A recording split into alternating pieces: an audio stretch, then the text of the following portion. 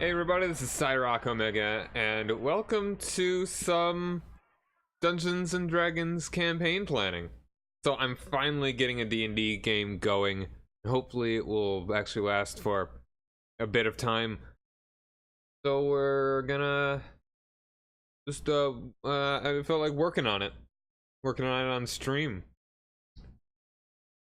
So, yeah, I got a week to get ready for this. I already know what the campaign is going to be. I'm mostly just going to be working on a lot of the details around the starting area. Like, this is an island in a larger, big old chunk of islands. Like, I worked on this map before on stream. Yeah, I've been doing all right, Furry. Is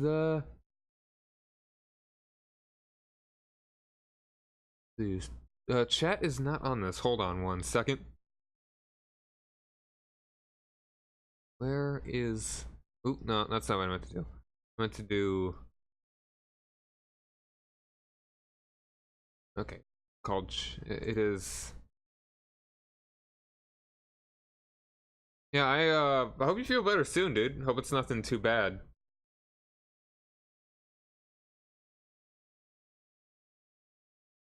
That is...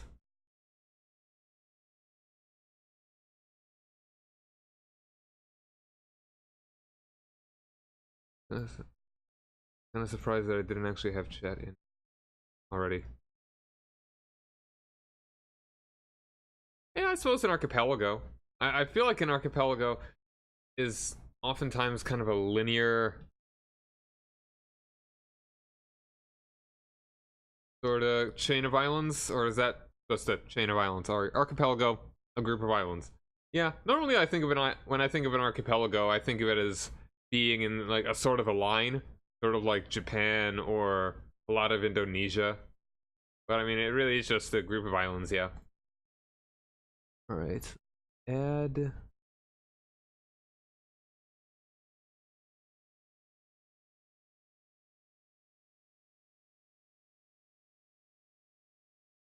All right, here we go.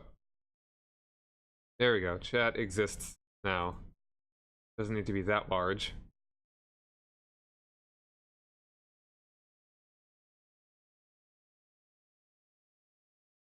Go ahead and give it a shrunky dunk. Put it in the corner.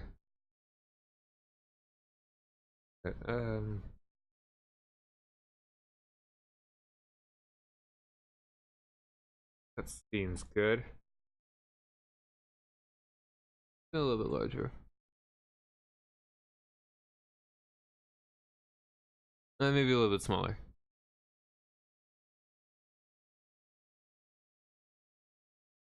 Let's actually move it up a tinge so that it's kind of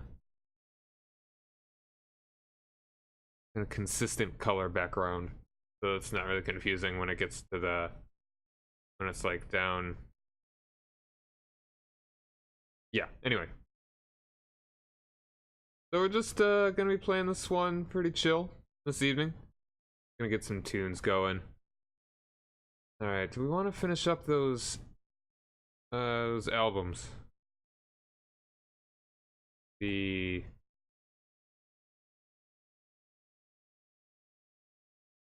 Tales of Arcadia, Legends of Arcadia one. Let's see, which that.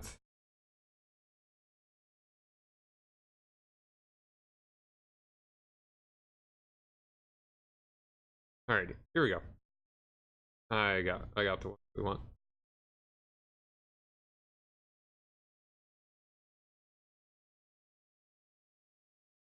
Or do I? Okay. Yep, here it is.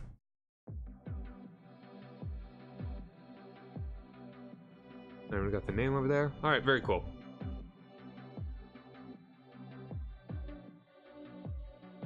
Alright, so where this campaign is gonna begin. So, what I'm gonna... Do I already have an outline for how this campaign is gonna be starting?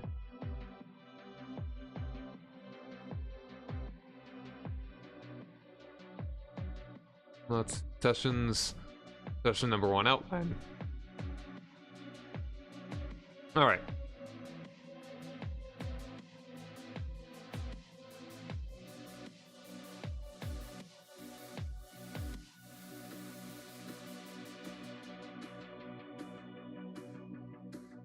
Let's...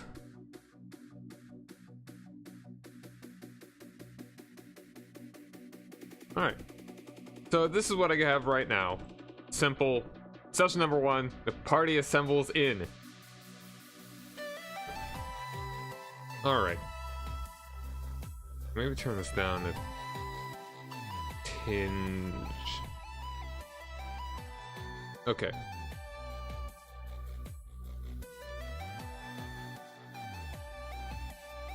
Alright, so let's just think this through.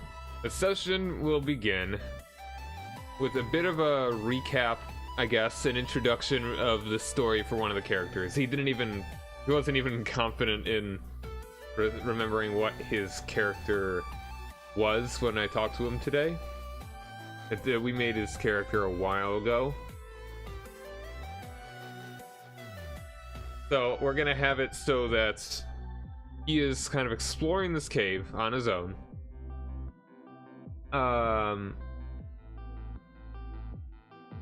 After slaying a young dragon with a number of villagers that he led into this cave.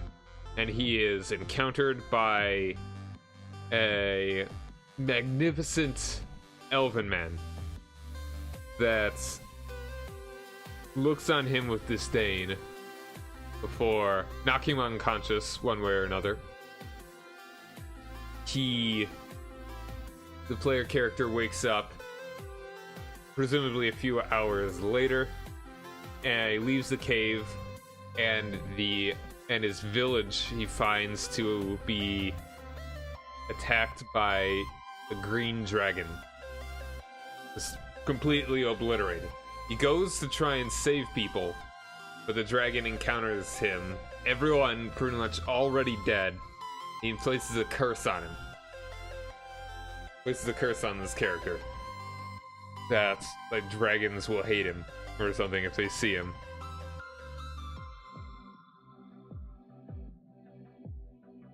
And then the dragon proceeds to fly off, where he goes off and he finds the ship of where the other two characters are, and destroys it, leaving them as presumably the only two survivors, and they wash ashore. We're gonna need to make sure that the whole party is together at that point. And I'll probably just kind of do a little bit of railroady sort of thing, where I just narrate that our one character. I've got a character sheet here. What's his name?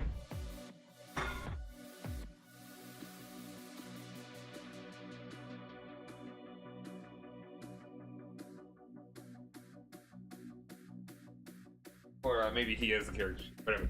That his character will just chase after the dragon to the coast, and he watches as the ship is destroyed. And I may or may not have an encounter where the party is where the two actually enter combat with the dragon. That could be perilous. It may seem like I'm just kind of pulling punches. And it's also a combat that is not going to involve one of our three players in its entirety. It'll be short. I just need to make sure that they don't die instantly, because this is like, they're level 1 and this is an adult green dragon. So I probably will just have it be narration.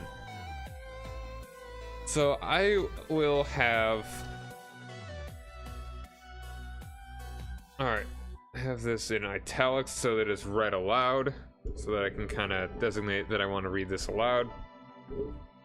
So we're getting a little bit of prose at the beginning. We'll just call him Paladin for the moment.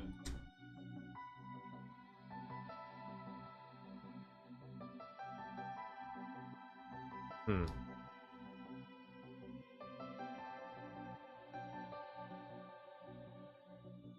It's blood.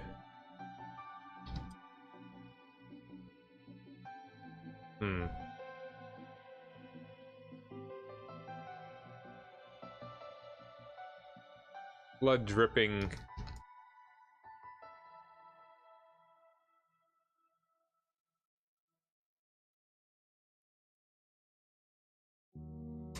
Blood dripping from its from your blade.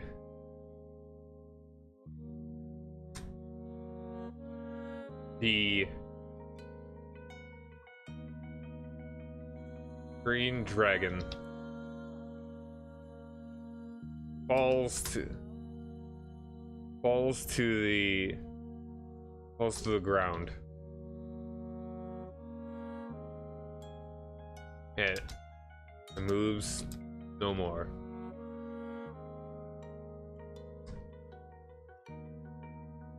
The villagers that accompany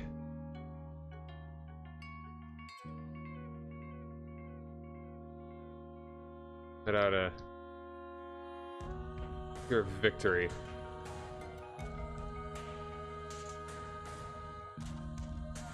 Having aided you in the destruction of the beast, assuring that's not even the right it's. Pride myself in very easily knowing the difference between it's and its, but I failed. Autocorrect had to find it for me. Alright. Having aided you in the destruction of the beast, assuring the safety of your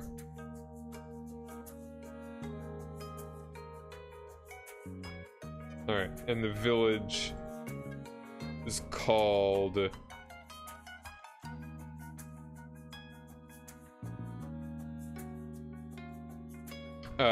this is a lot of Celtic names, so it's gonna be spelled entirely different than it is actually pronounced. Like Quimene, which is actually just pronounced Kimma. Kimna.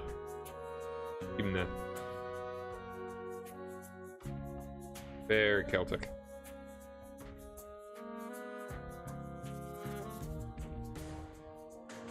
You're, oh, no.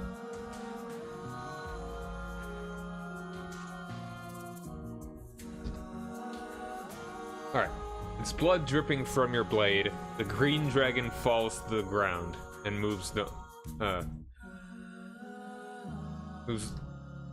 doesn't need to be really good, well-written prose, but the writer in me wants it to be ideal. It's blood dripping from your blade. The green dragon falls.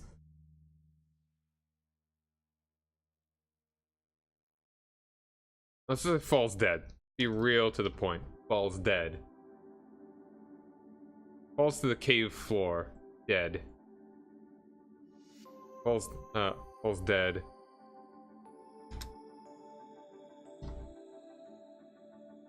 Cave floor. The villagers that accompany you let out a cheer of victory, having aided you in the destruction of the beast, assuring the safety of your village. That's not a cup.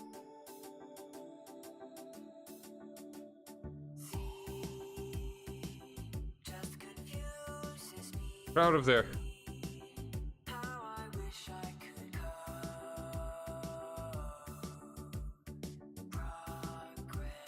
destruction of the beast, assuring the safety of your village, Himna.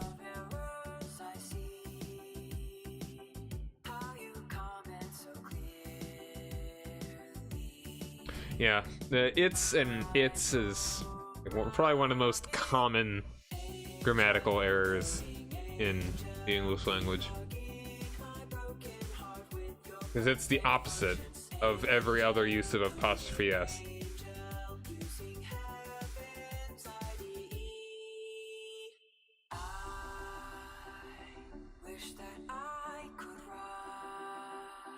I'm digging this one.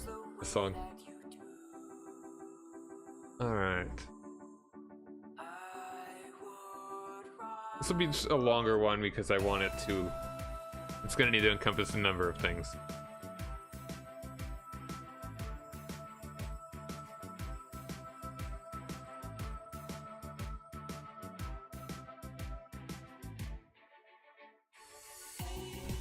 The joy of your victory.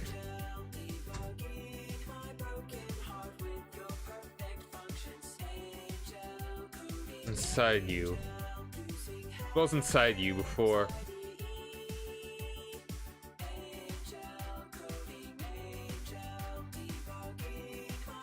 Turning to confusion. As you raise your eyes,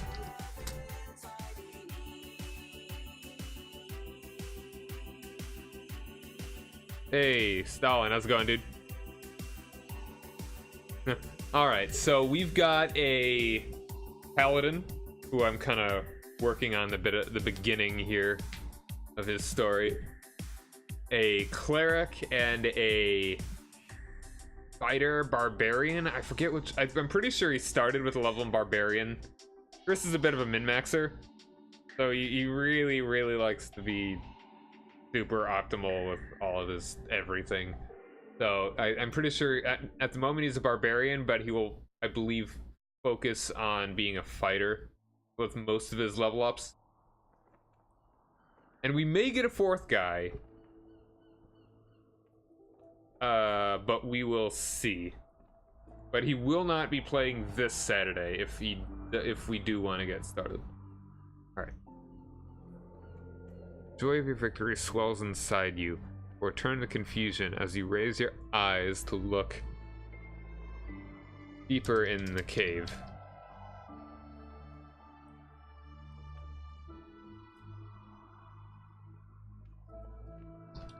Discovering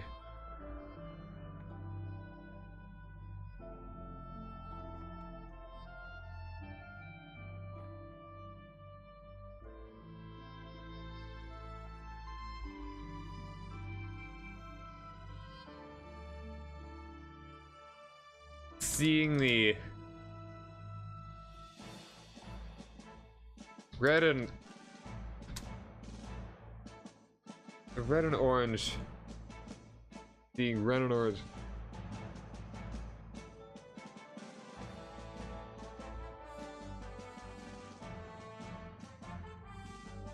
All right, how exactly do I want to do this?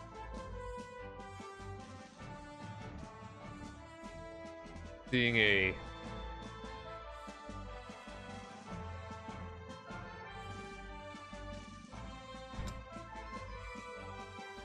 whirlwind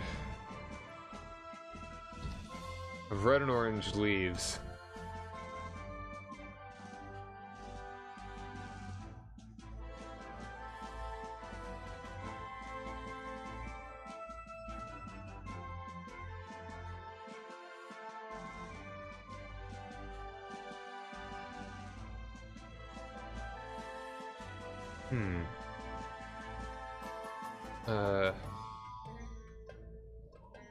Leaves.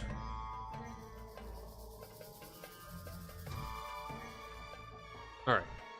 Joy of your victory swells inside of you before turning the confusion as you raise your eyes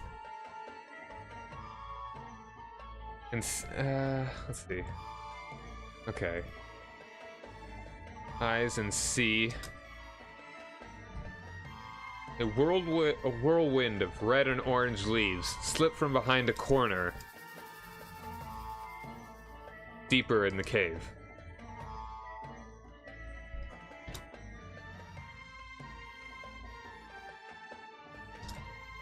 The party of villagers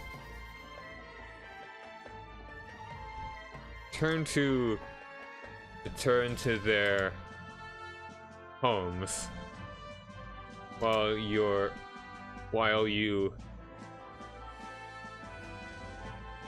venture deeper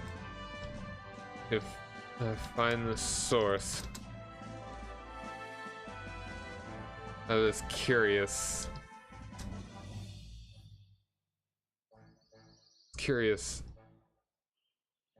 Zephyr. There it is.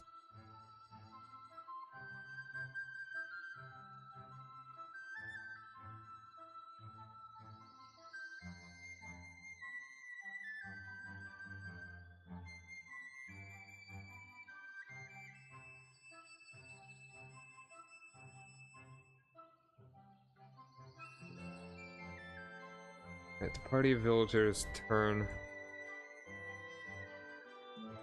Yeah, turns.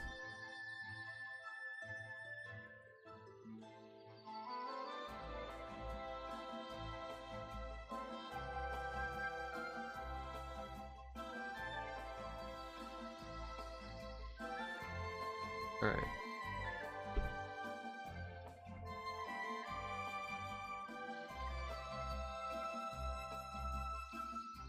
The air cools.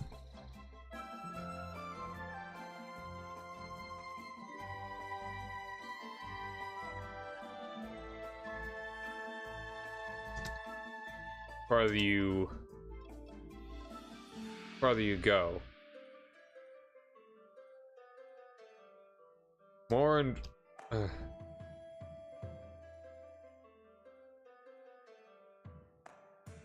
Alright, we should also establish the time of the year.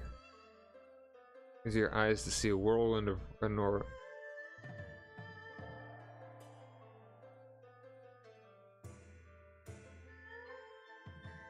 leaves.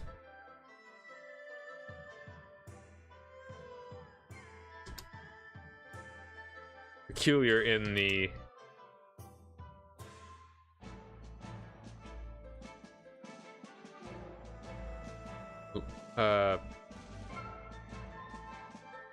peculiar in the late summer, let alone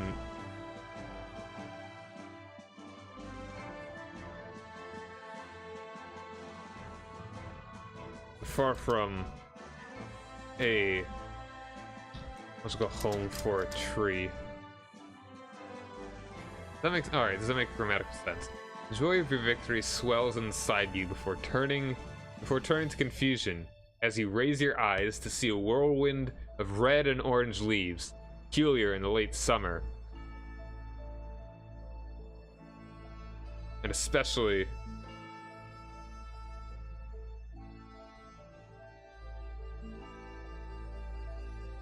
so far from a likely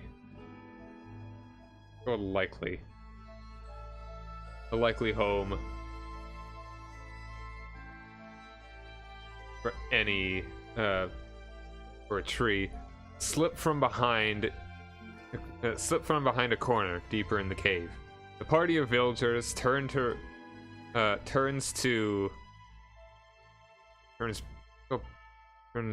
back to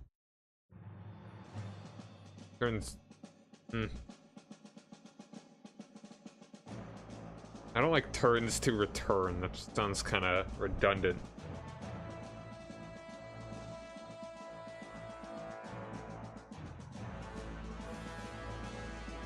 Turns the way they came.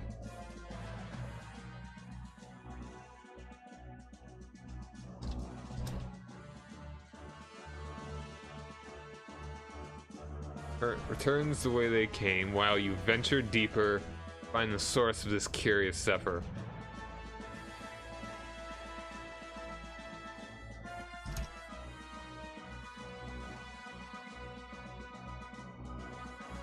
The air grows cool. The air cools the farther you go. And autumn leaves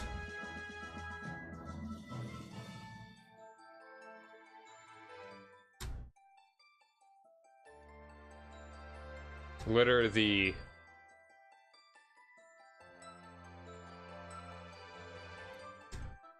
stone ground.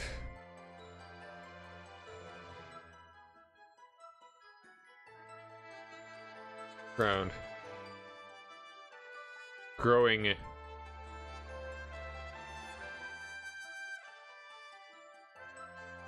greater in their density.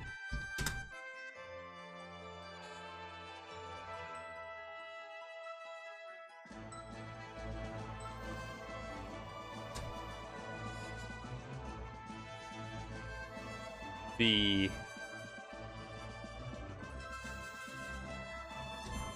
tunnel ends in a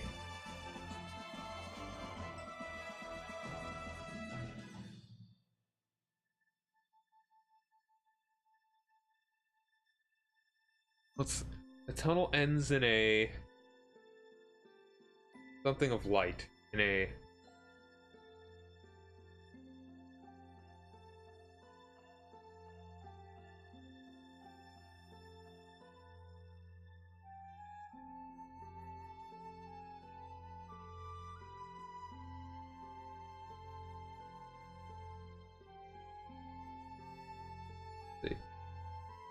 it's like I just imagine there's this tunnel in this cave that he's walking down, and the light, like he pretty much just like he sees a light at the end of the tunnel. He's not dying, but you get that's tunnel ends.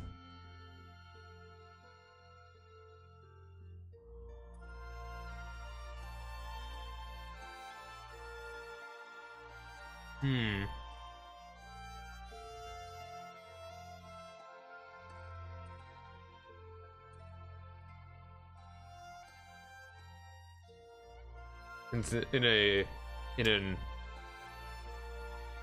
opening filled with light.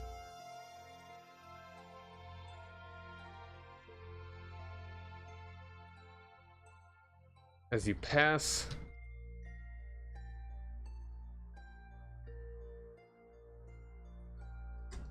its threshold, you seem to have left the cave.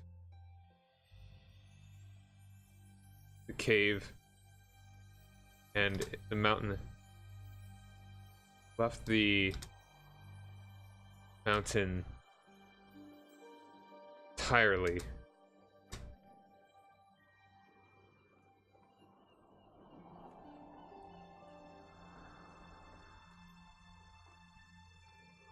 And you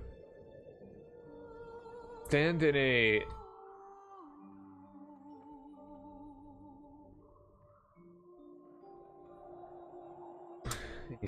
field.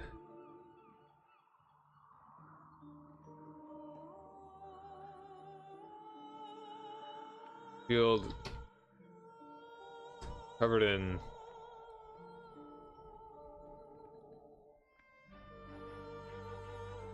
leaves of every fall color.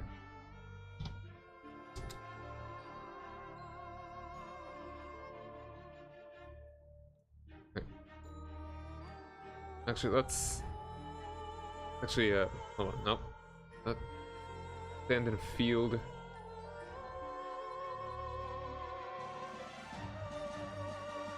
Actually, no, let's go with the cops. Not a field, but, forest.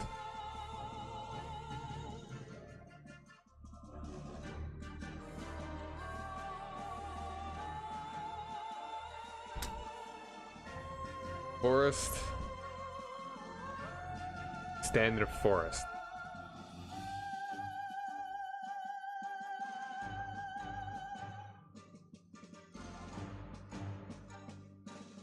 Beyond a row of trees. Beyond a row of trees is a clearing. This is a lot of exposition, which I don't really like doing, but I feel like is kind of important to begin this. I don't know, I don't think I've ever really begun a campaign with this much exposition. But in order to, the way that I see the party coming together, I feel like this is going to be necessary. I'm not going to do this much again. Not in this campaign, at least.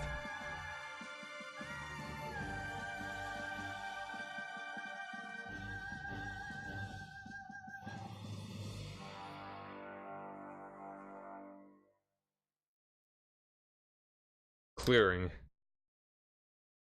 surrounding a single massive, nobody a good tree. What kind of trees are an oak tree?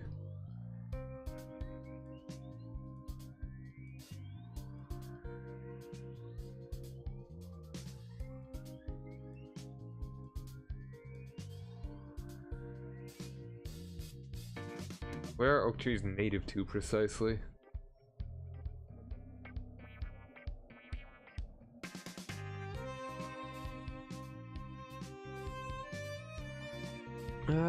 Native northern hemisphere includes the deciduous and evergreen.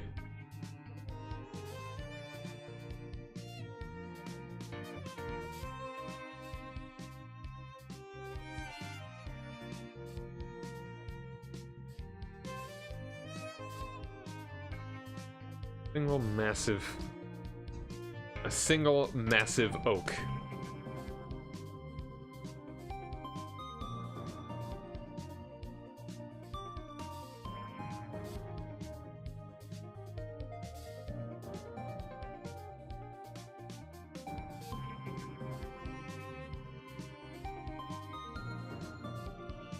You pass beyond the trees and it's into the clearing.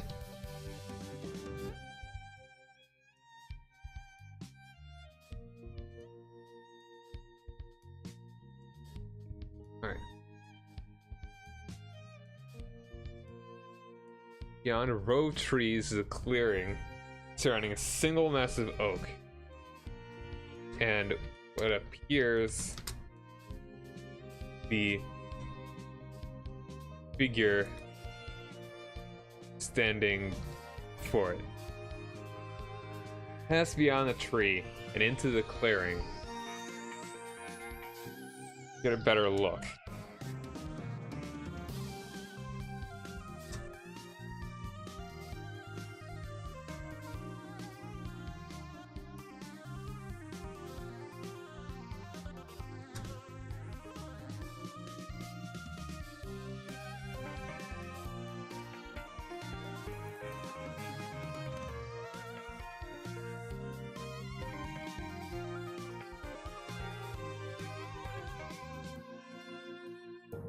Pass beyond the trees and into the clearing to get a better look.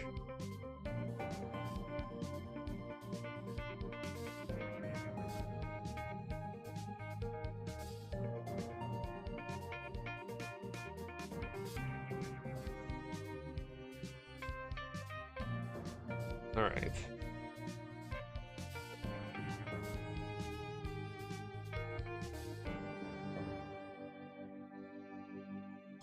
Back turn to you.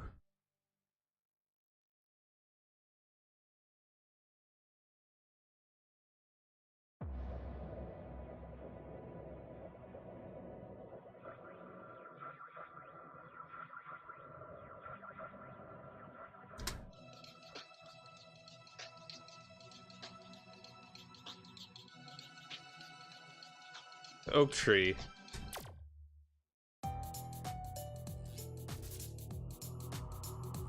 It's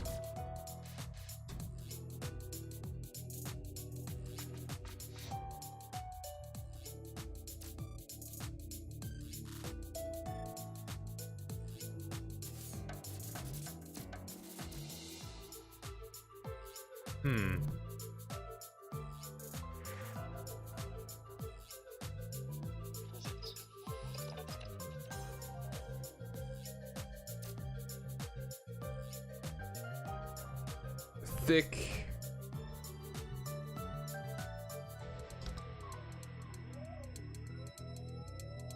All right, let's go.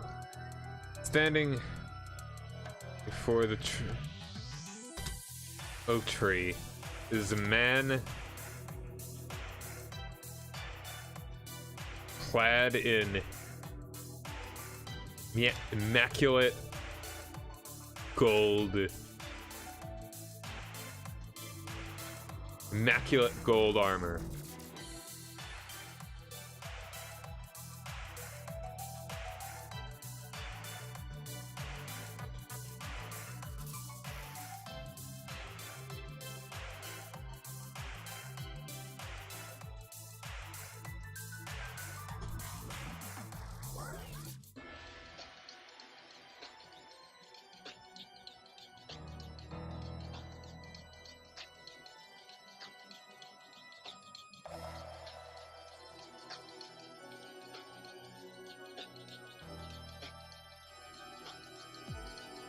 Description of Matt Mercer's games?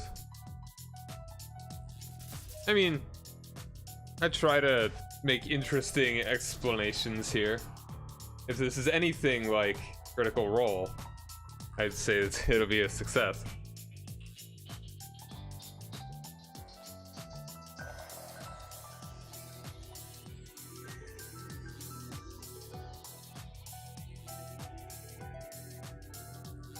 Also, I don't actually think I have the chat up on this. Hold on.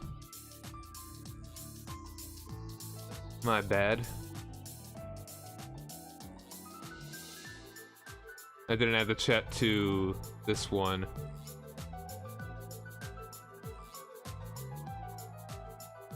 Here we go. There we are. Test. Cool, okay. Move this around a bit. Doesn't need to be so large.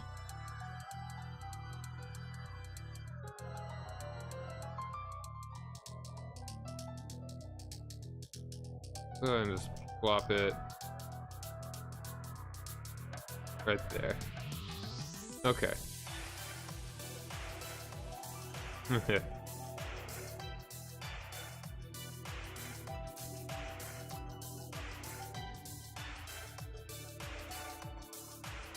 Okay. An immaculate gold armor.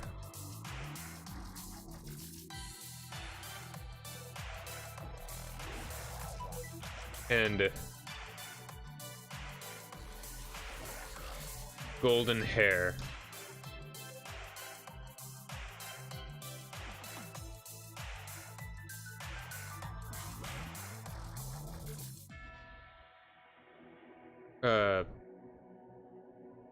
Golden hair reaching the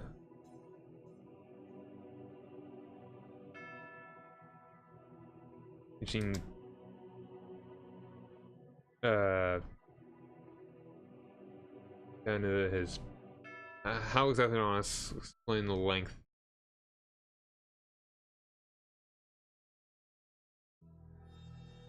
Reaching higher length.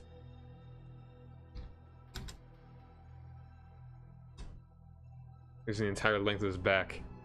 Hair softly, how's it going? Thanks for joining me. Sure, yeah, what's your question?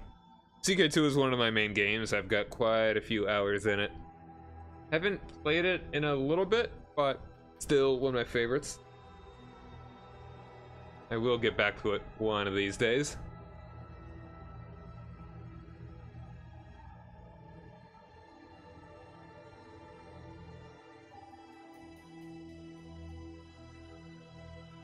Stares at the tree. Stares at carving in tree. Stares at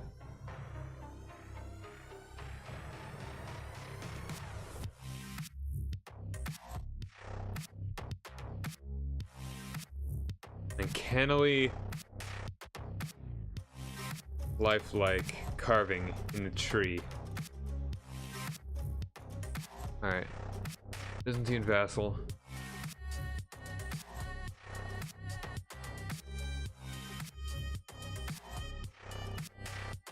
Alright, how do you stop being elected? Oh man, that's kind of tough.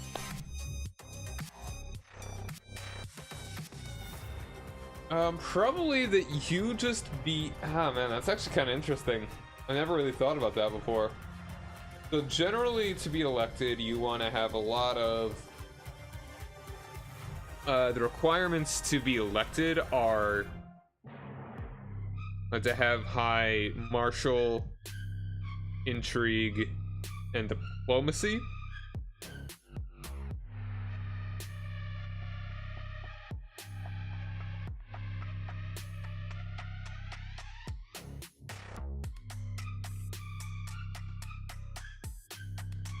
And then just vote for someone else. But the thing is that a lot of people will be voting for you.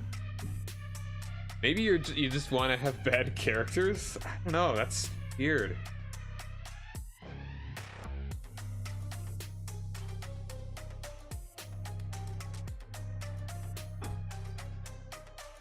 Hmm.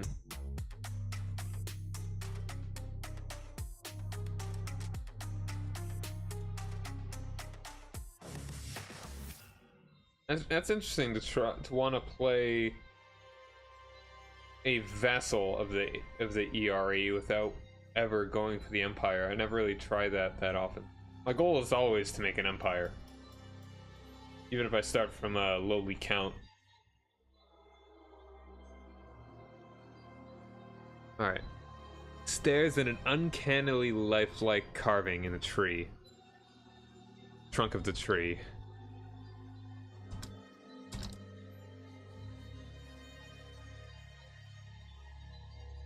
Carving of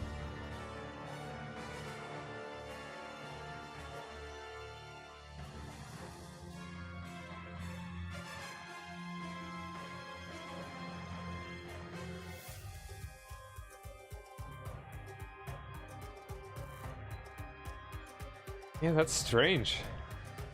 I feel like there should be a way to okay, blind yourself. Like somehow be blinded. I'm pretty sure people that are blinded are not eligible to be elected.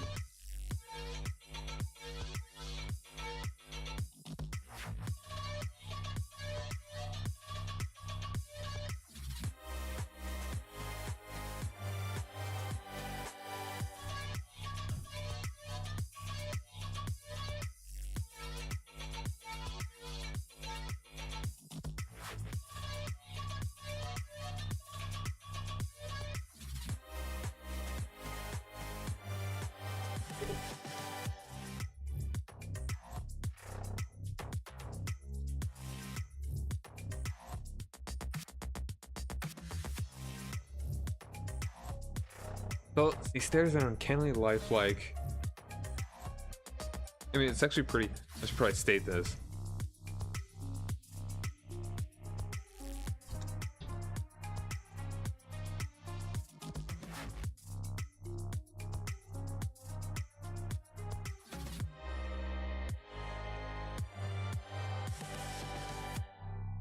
I'm just gonna.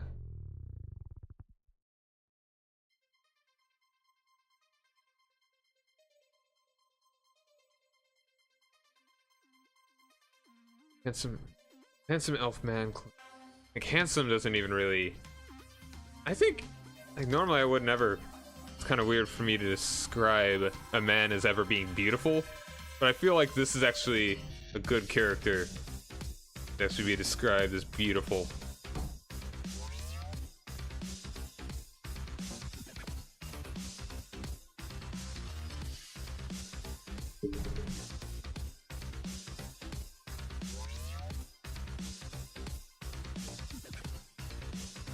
How else could you...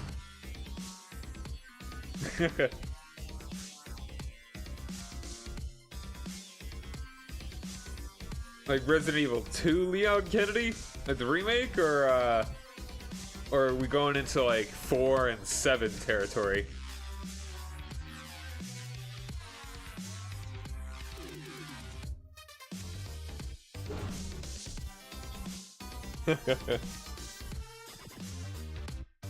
There's an uncannily lifelike carving of a woman.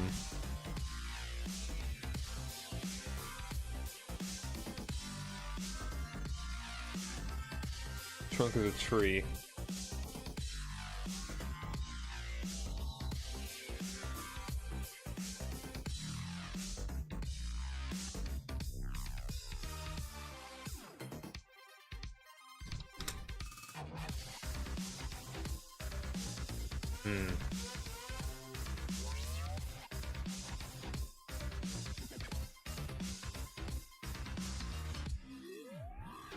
Eyes closed. And her arms crossed.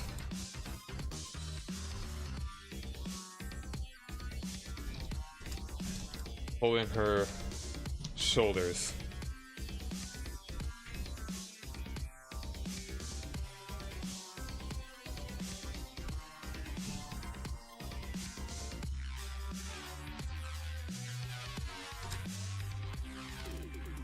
The elf turns to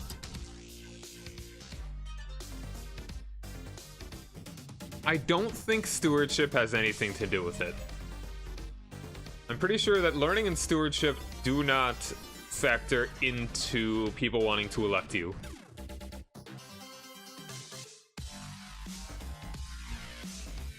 I could look that up really quick.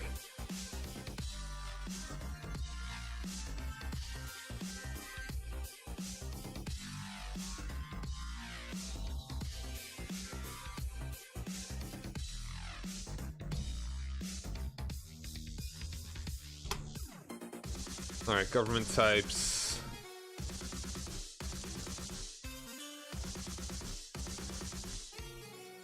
Imperial. Oh. Do not be a counselor or a commander.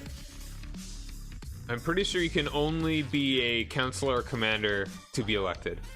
An imperial government differs from its feudal counterpart as placing a larger focus on urban areas and a centralized court whose influence affects internal politics. It's available only to the Byzantine and Roman empires. Counselors and commanders hold a varying degree of influence depending on their prestige and competence, which they can use to support or oppose the official heir of the empire. So as long as you don't have a strong claim and you're not a counselor or commander, you will not be available to be elected.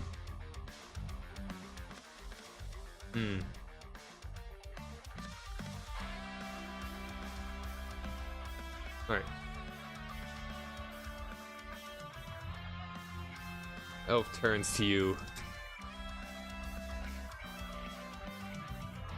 Let me just look something up really quick.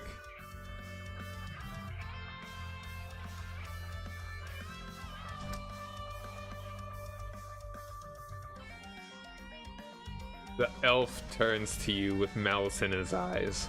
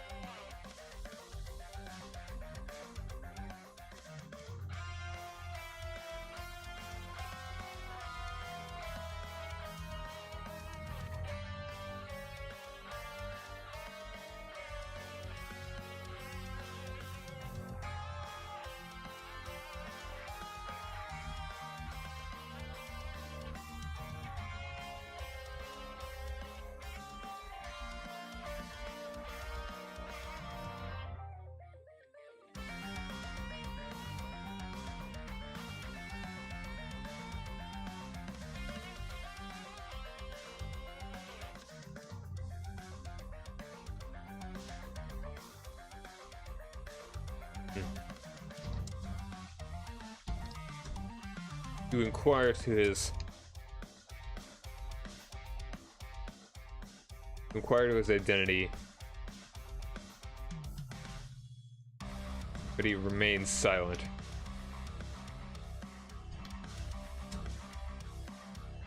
He walks towards you.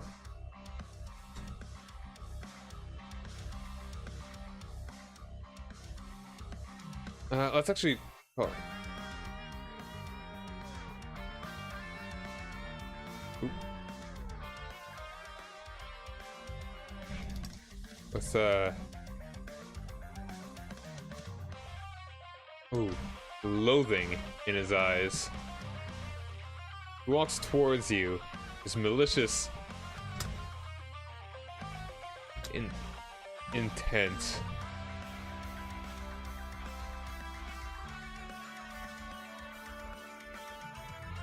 Apparent simply from his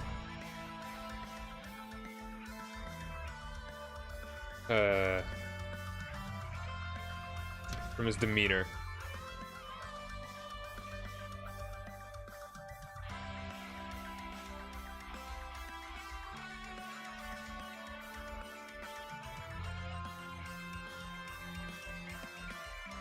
Raise your sword towards him.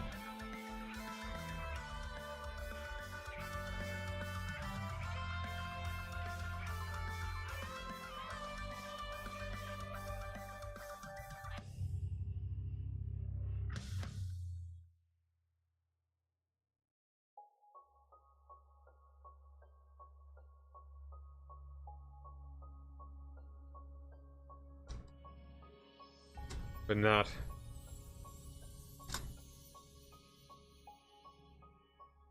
before his fingers wrap around your throat.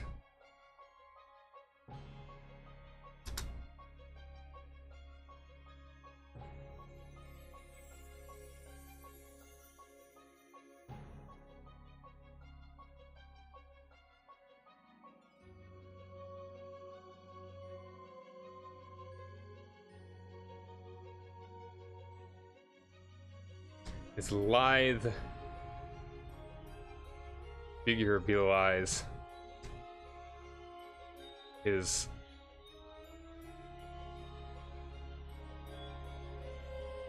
unfathomable strength as he lifts you off the ground.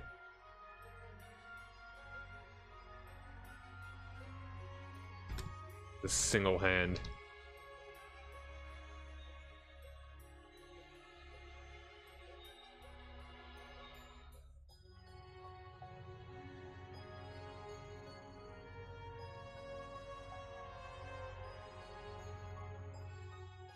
That'd be kind of cool. And not even be the Emperor and mend the Great Schism.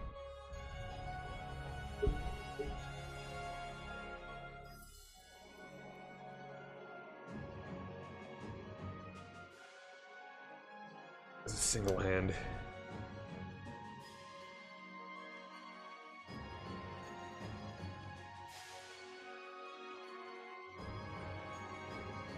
Effortlessly. As he effortlessly lifts you off the ground with a single hand.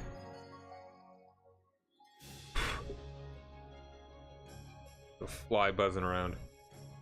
Blowing it away.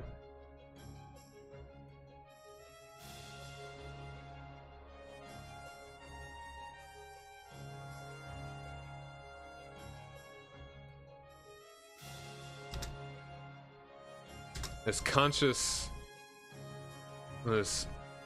leaves you,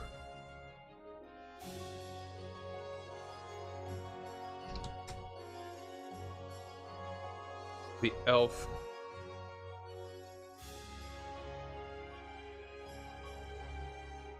whispers,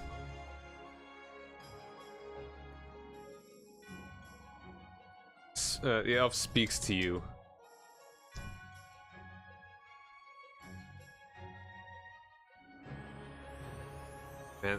The man speaks to you.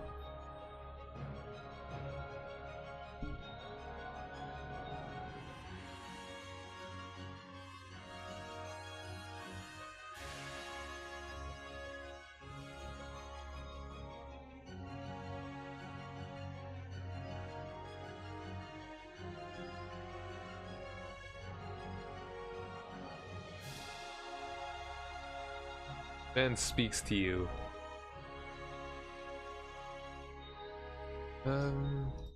That was not be an let's keep it in italics. I think actually format wise it shouldn't be in italics. Or maybe you only do something that's not in italics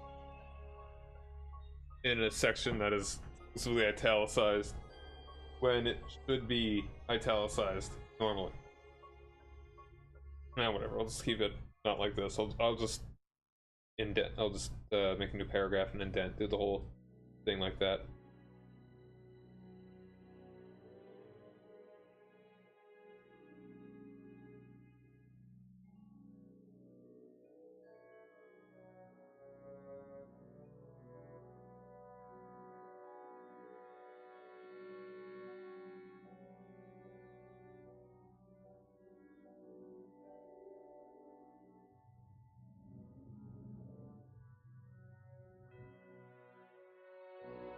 Okay, I got it.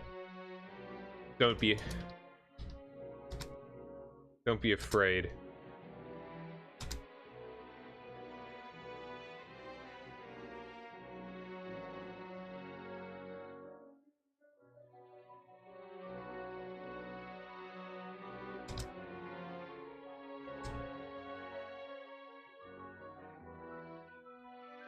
Will not know the... Okay. I'll go with...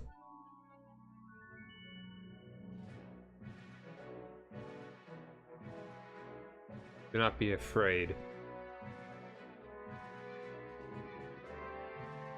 Or you will not know.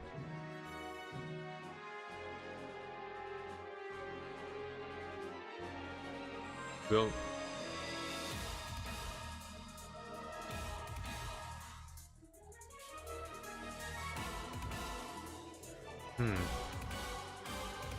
This is a very important line, by the way.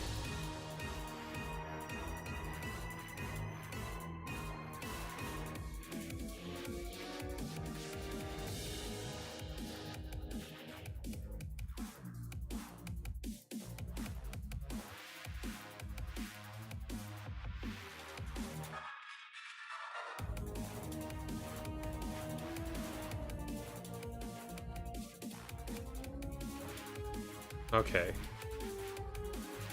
You will not know the grave till you're...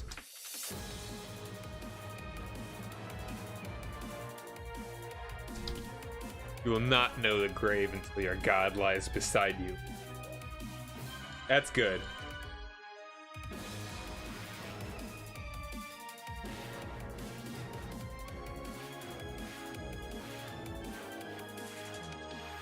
I like that line. I think that's good.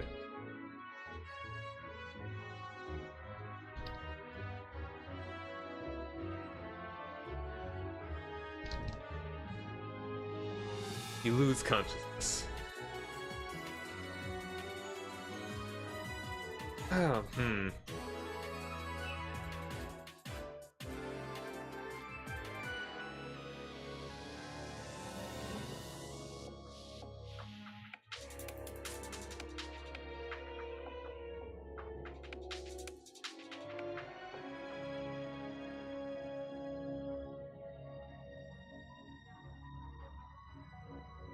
Okay, I think it would be good to allow the player to speak over here.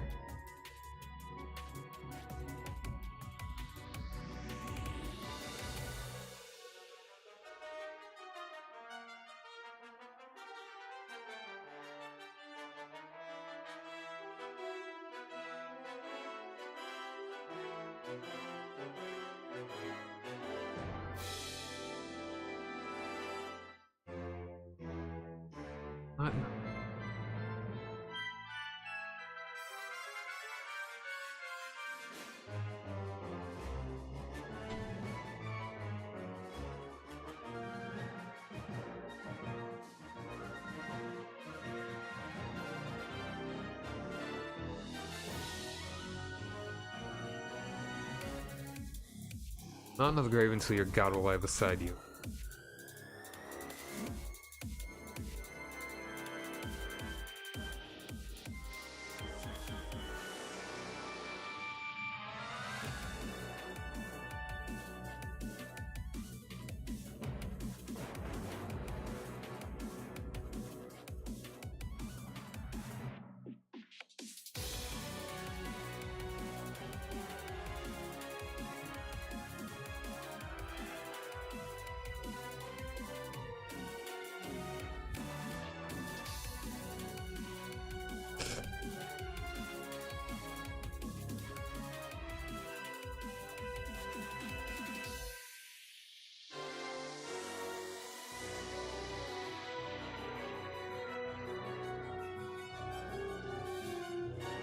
Is that? I feel I might be overthinking it. Not another grave until your god lies beside you. Is that I want to imply that that you will not die until your god is dead before you. Your god will die before you, and only then will you die.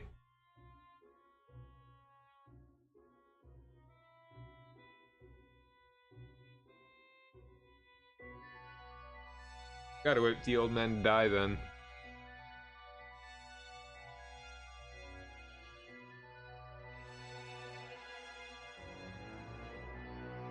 What? You will not know the grave until your god dies beside you. Has died beside you.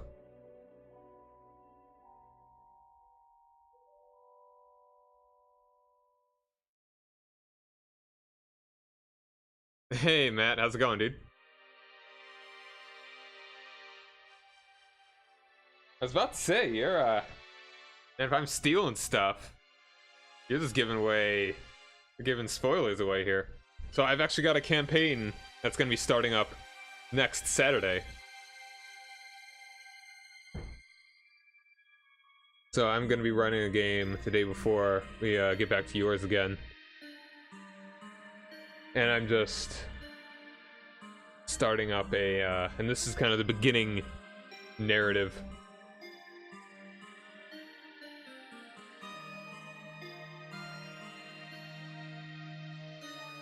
Alright, let's see. Not in the grave until your god dies.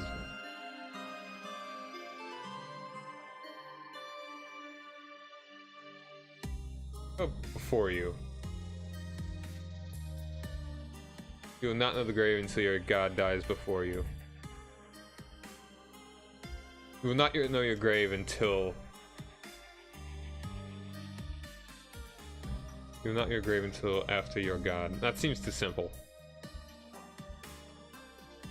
We're gonna get a little more oomph to it.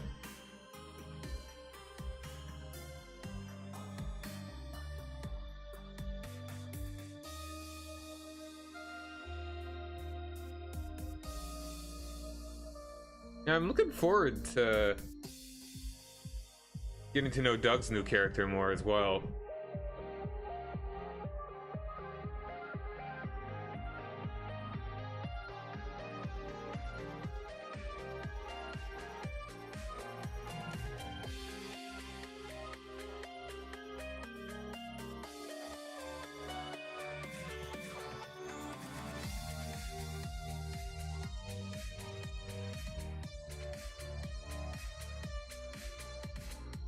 Not know the grave.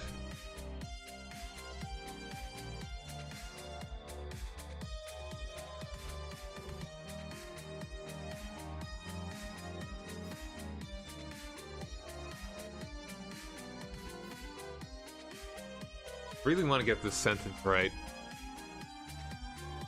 You will not know the grave until...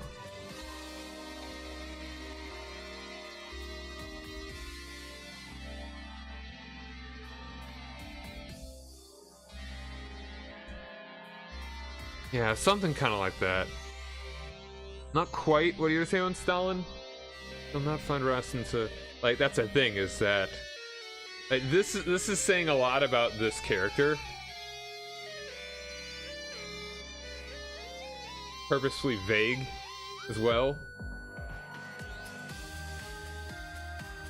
And chances are the PC's not gonna remember this.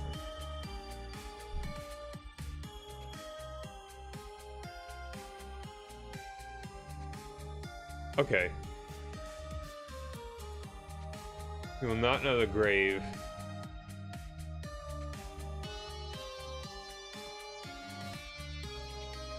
Till your gods, till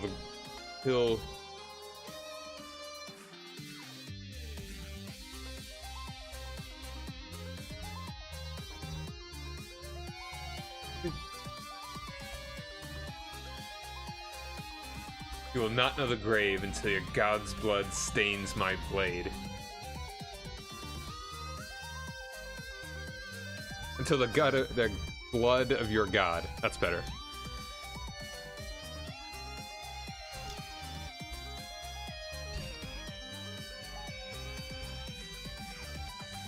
Do not be afraid. You will not know the grave until the blood of your god stains my blade. Okay, I like that. I like that. You lose consciousness.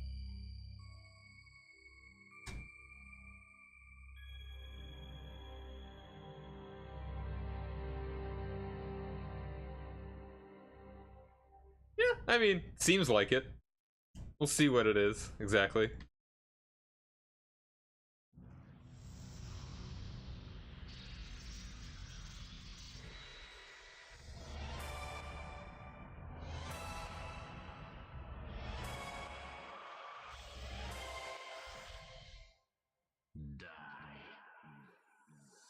Moons, give me strength. Here goes.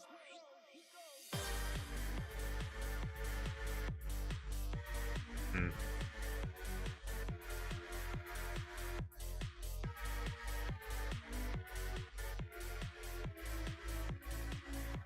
You lose consciousness. Awaken and awaken.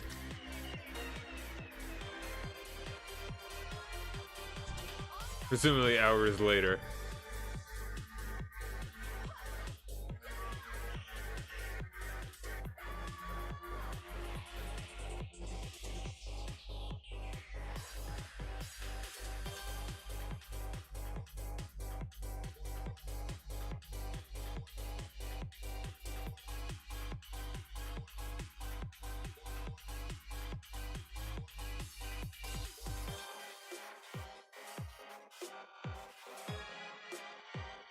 Hmm.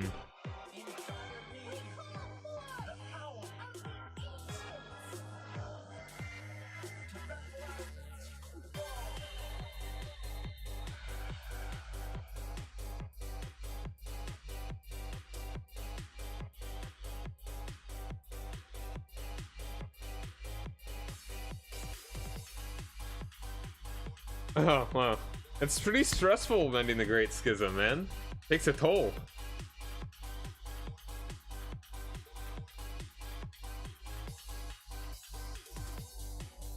But he did it.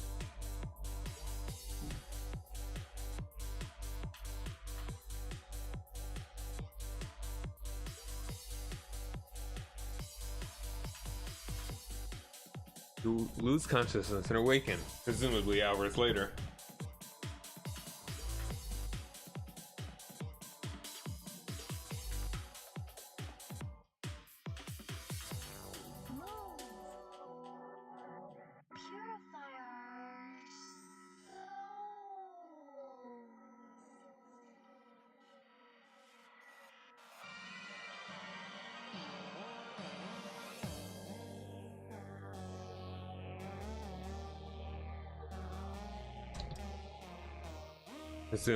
Presumably hours later, in the darkness of the cave.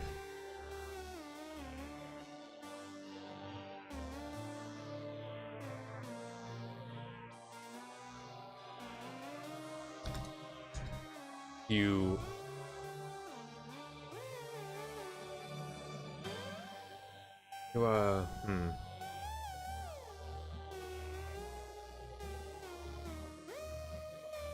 You stumble your way to the exit of the cave.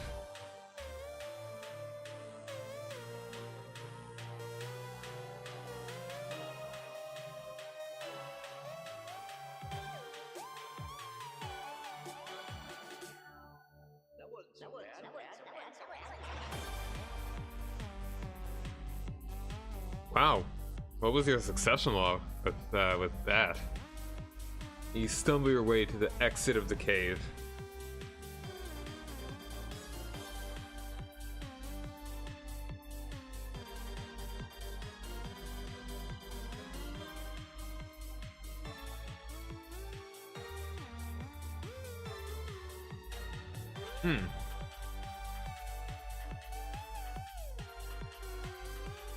That's weird.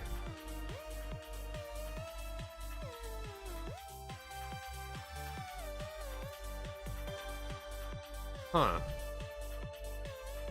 I don't really know if I've ever seen land getting given away to courtiers like that during a regency. Stumble your way to the exit of the cave.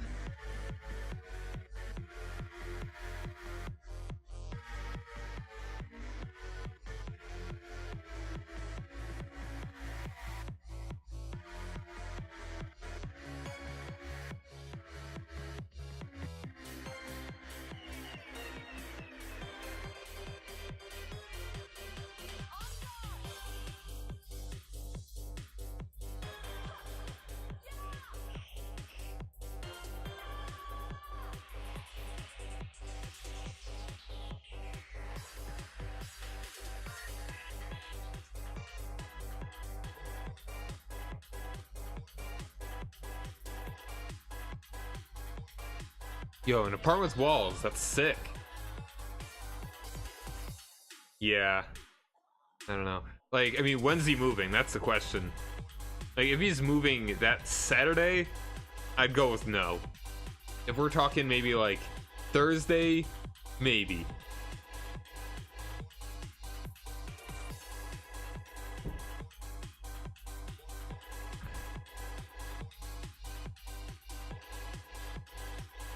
Stumble your way to the exit of the cave.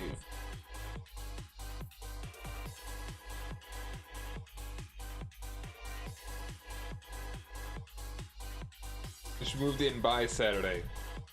That's generous. Moving is never a fun process. I have to do that all with like a week or two old baby. Like, he's gonna be doing all of it. His wife should not have to be lifting anything. Oh god, gave him your brother, that's weird. With primogeniture. Purify our souls. Don't we way to the exit of the cave. Yeah. Get the Google robots out there.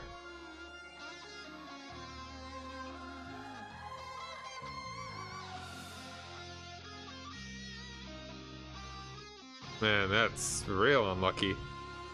Hey, you can try just, Is he a vassal of yours, or is he independent?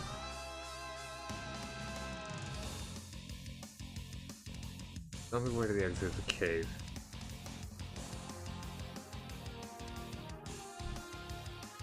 Hey, Zolar, what's up? This is... There's a little bit of my villainous monologue in there. A quick one. I'm gonna be DMing a game next Saturday, and I'm writing up the outline for my first thing, or the first session. Doing some planning here. Nope, it's 5th. Got no interest in older editions. Drug Vassal.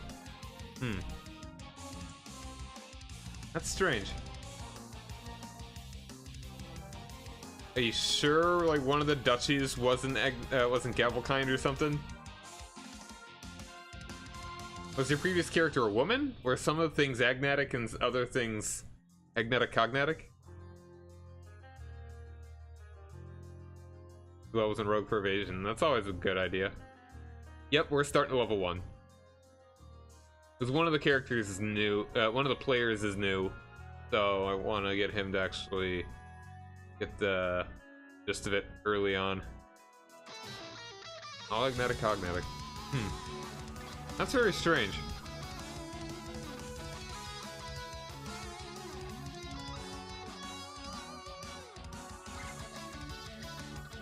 No, I just like it was a young green dragon, and it's actually not the party. It's one player, and just imagine like a dozen other villagers killing a young dragon. We're talking like a wormling, pretty much. So if you get enough guys around the thing, you can just curb stomp the little guy. Pretty much, yeah. Hey, a paper cut can take out an eye.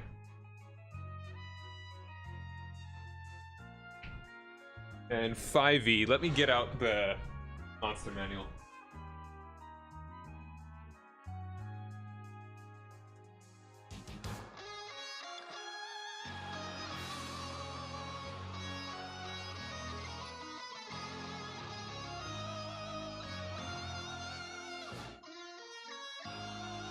It's the backstory the dude wanted. He wanted to be cursed by a dragon somehow. So I'm gonna fudge it a little bit, make it work. Yeah, like a green dragon wormling is only a challenge rating 2. 17 AC, 38 hit points. It could do a decent bit of damage to like a smaller party, weaker party.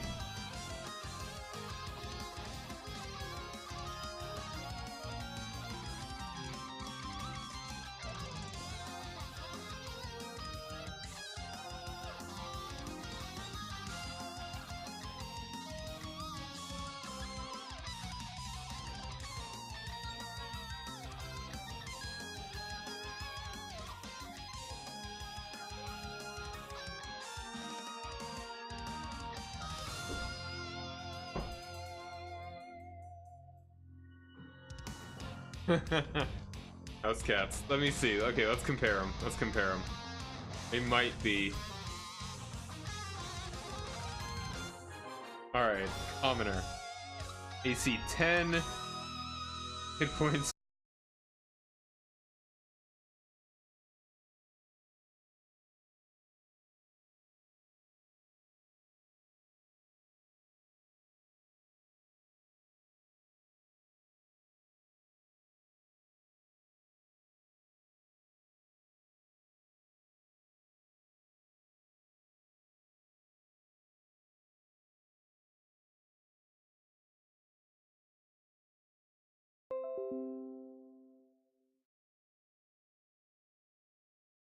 Okay.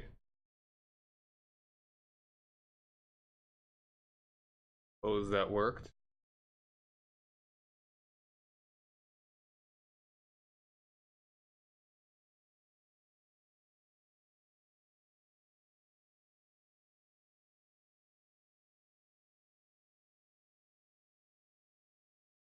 Alright, yeah, that was weird. That kind of disconnected and reconnected. But yeah, it's like the cat can do 1 damage. So if a cat hits a commoner, the cat hits a commoner 4 times, then yeah, it'd kill it. Cat scratch fever. Call it that. I don't know. Maybe it's the server, or maybe it's just my internet, because I feel like maybe it was Twitch. I don't know what's up. Anyway.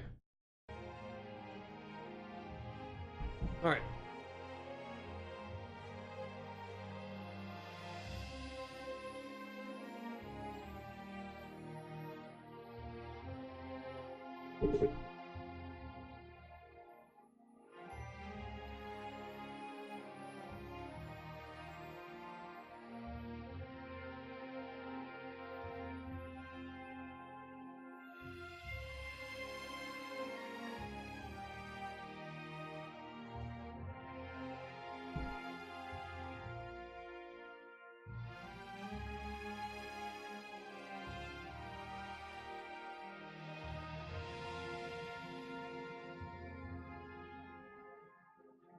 Alright, anyway. Back to it. Stumble your way to the exit of the cave.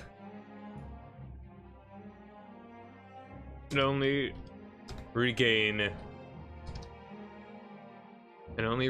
lucidity when your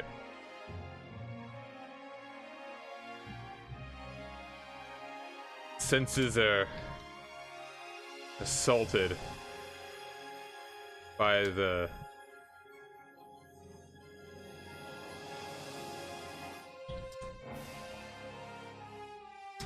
stench.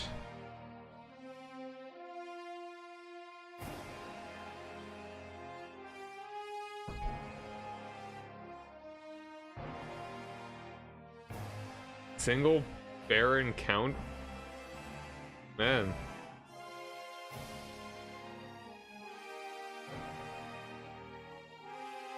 That's weird. That's some crazy some crazy inheritance shenanigans there. You should appeal. Get a lawyer. Kill that regent.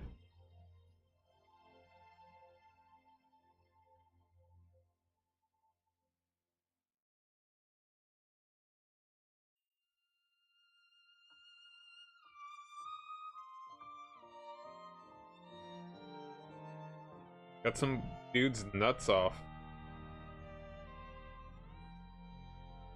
Not just for the hell of it.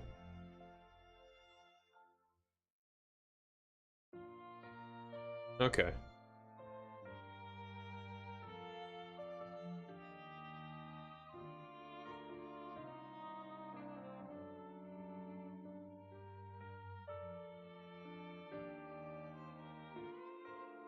Bye.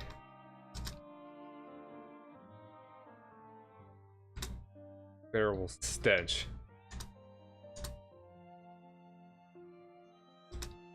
You look over your village.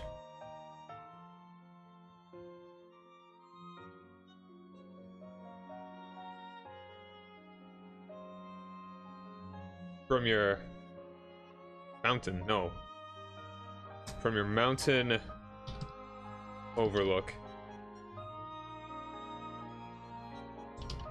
See your village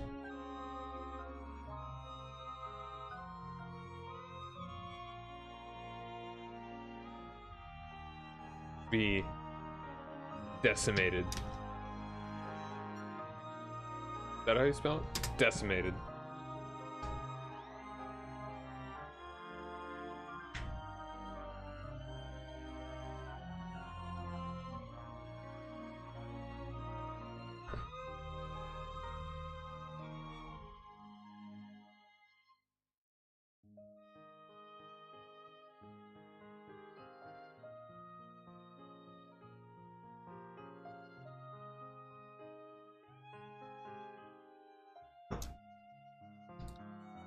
You race down. Where exactly? I should, alright.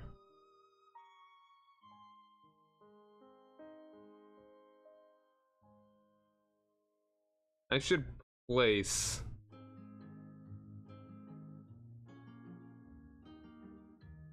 The Shia Caliphate, they actually are more powerful these days, so they don't constantly get defeated. So they probably will succeed at some point. So getting a lot of troops and stuff.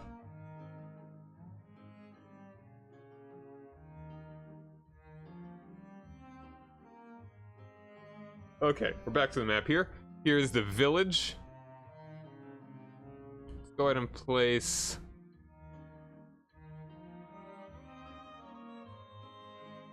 Oh, we should.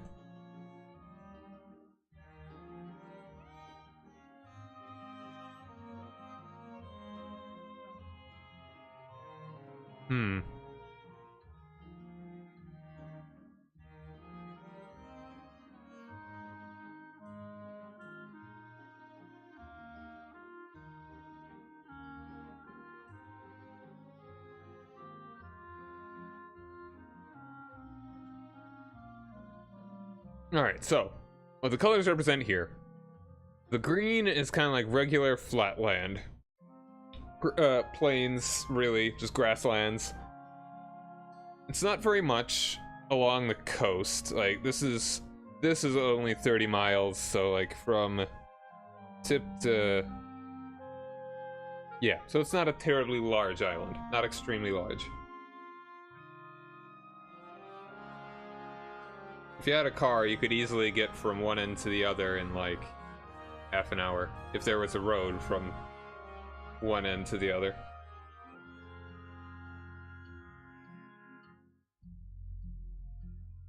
And so this green over here is forest, and the darker green is a forested, more hilly area, so it's higher up, not as even land.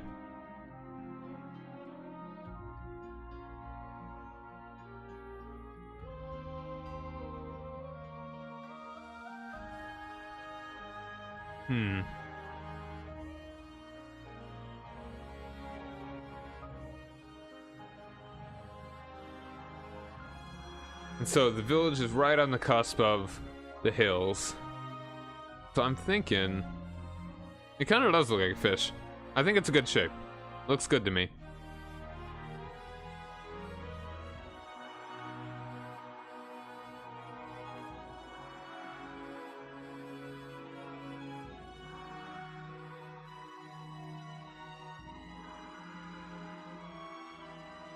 Let's actually,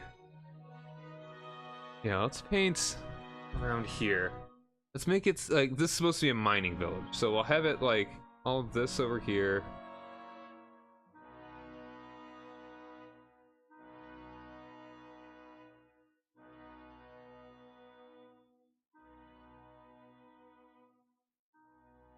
It's like straight up mountain, if not like island.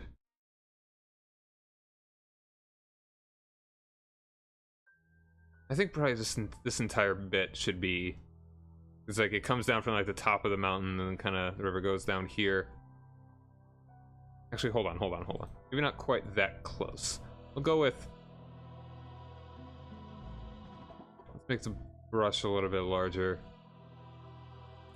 Definitely here. And we're reaching all the way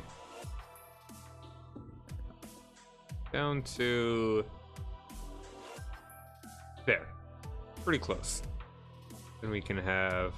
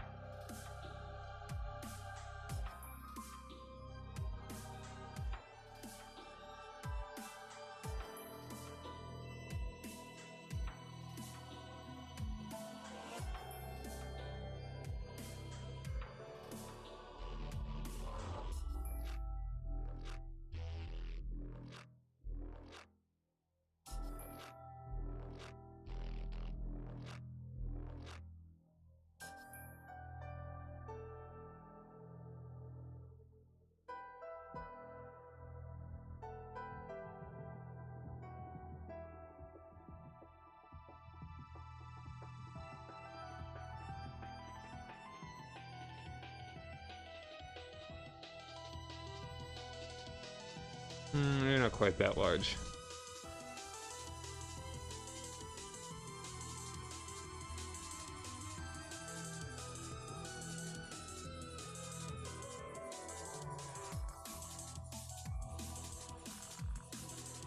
Go with that. That seems good.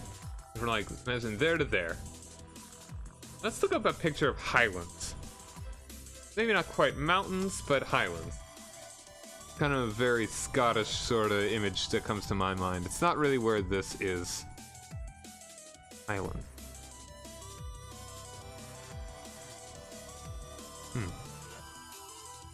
I'm digging the song. Yeah, very craggy.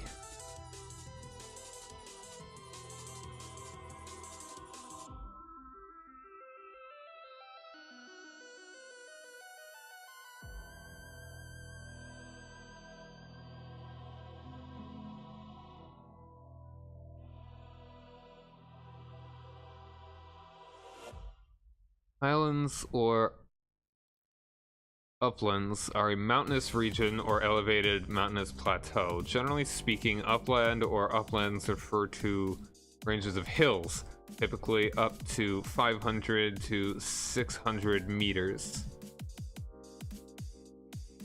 Highland is usually reserved for ranges of low mountains. Okay. Alright, so imagine, like, coastal area, forested uplands, forested highlands. Actually, that's probably when it starts to get, like, less forested. When it starts to get up into this... Yeah, go with that. That sounds good. Alright, let's also make a little bit of a key.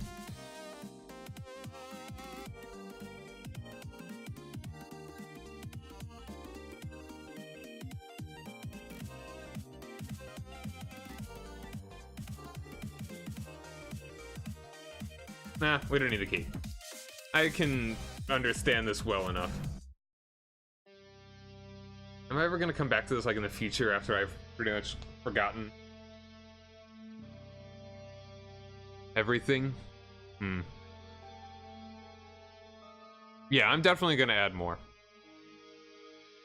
This is the largest village. It's only about 175. I've got one right there. I'm gonna dot a couple more around here that are really just hamlets that are basically just small groups of families that might have farms in the general area.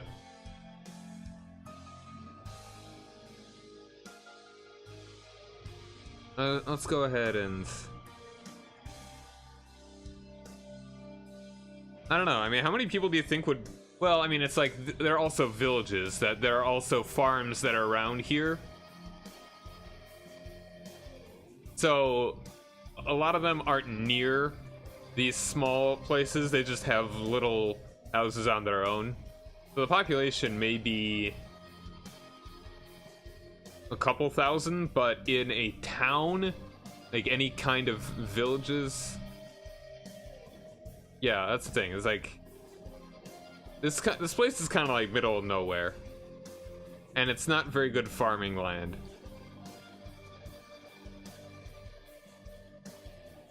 So no one would really be hankering to get here.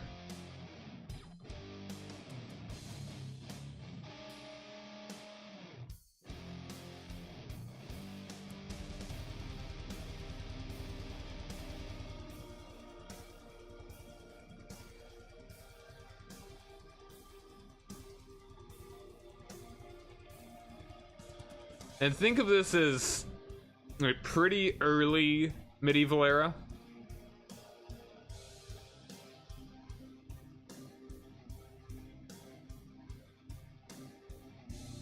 Go ahead and put...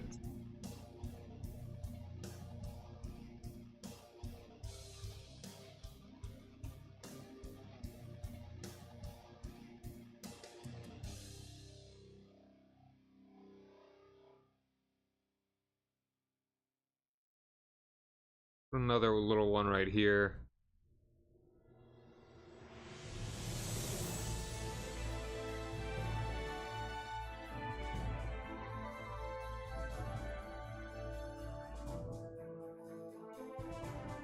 $900 square miles? I don't know, I'm not really good at estimating this. Like, this is 30 miles. This is highlands, this is heavily forested hills, these are forests. The only really good land for farming, and that's very generous to call it good land, is the lighter green around the coast. It's also probably pretty rocky. It's like right on the coast.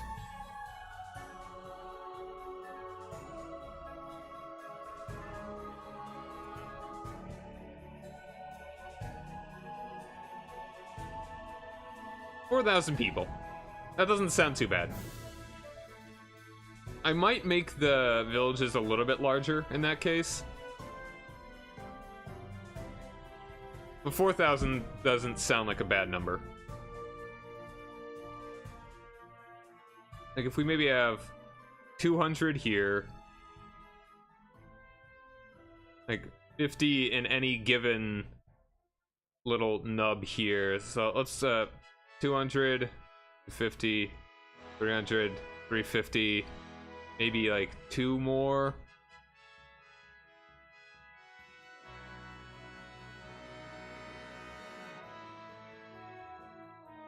like a quarter of the people are in these kinds of towns, and about another 1,500. I don't know, a few more. Math, whatever. Yeah.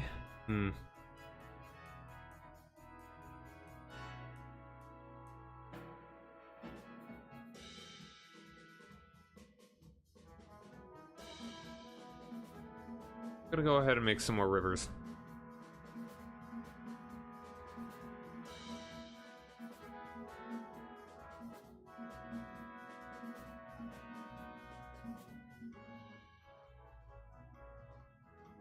And have another one coming down from right there.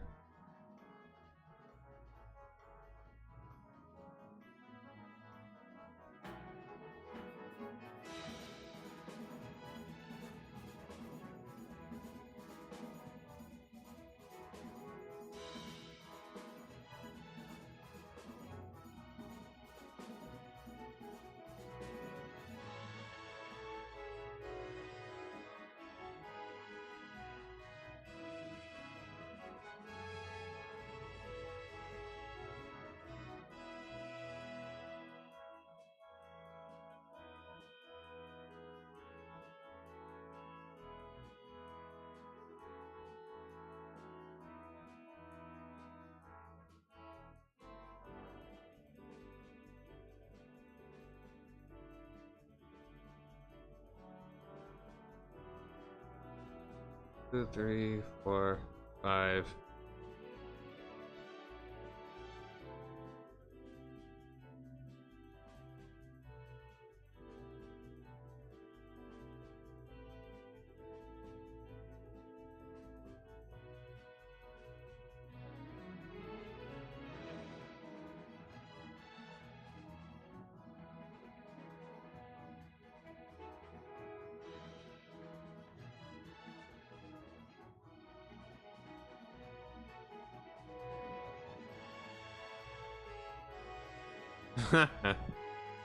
First you complain about too little land, and now you complain about too much.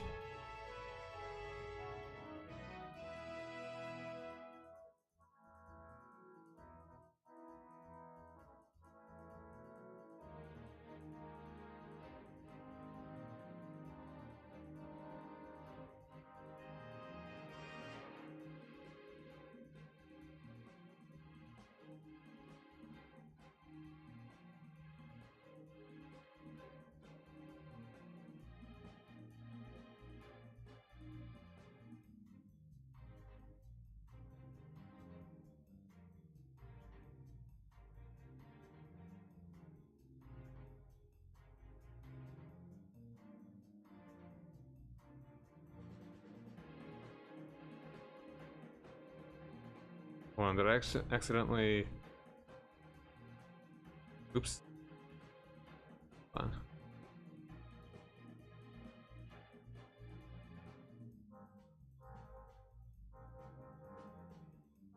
I'll fix that eventually.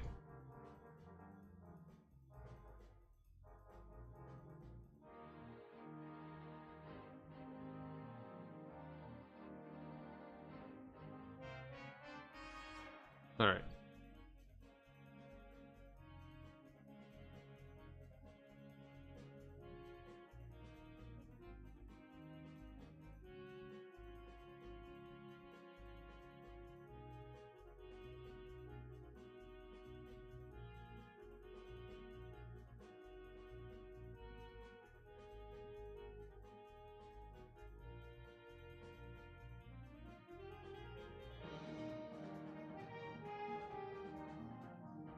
Actually, I want to erase.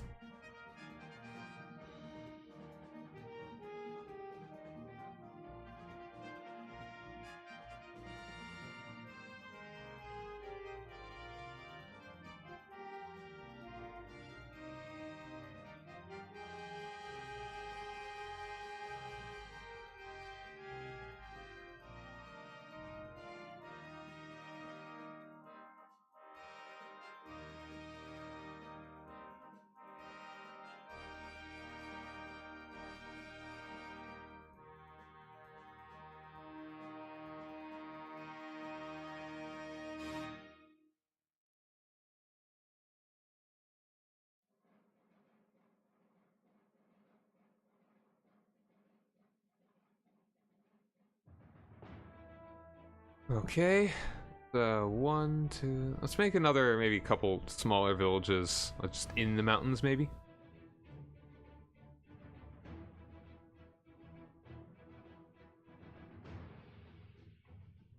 One up here. And another one, like, in the forest.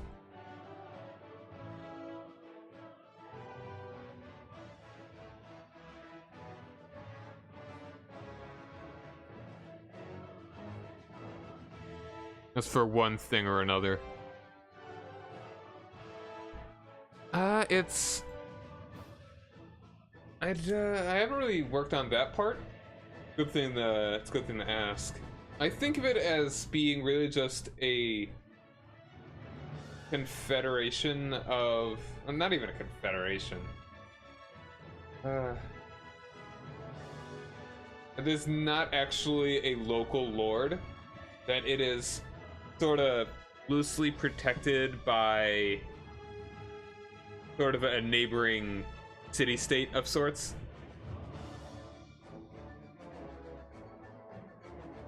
One, two, three, 4, 5, 6, 7, 8, 9. I think that's pretty good. 9 actual settlements.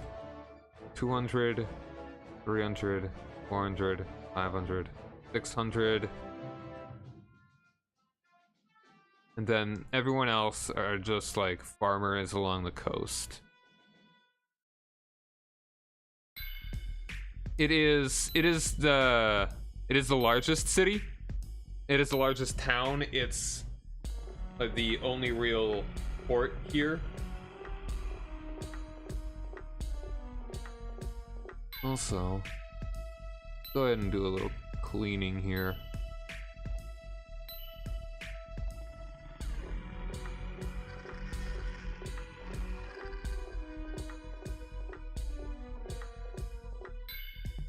This is bothering me.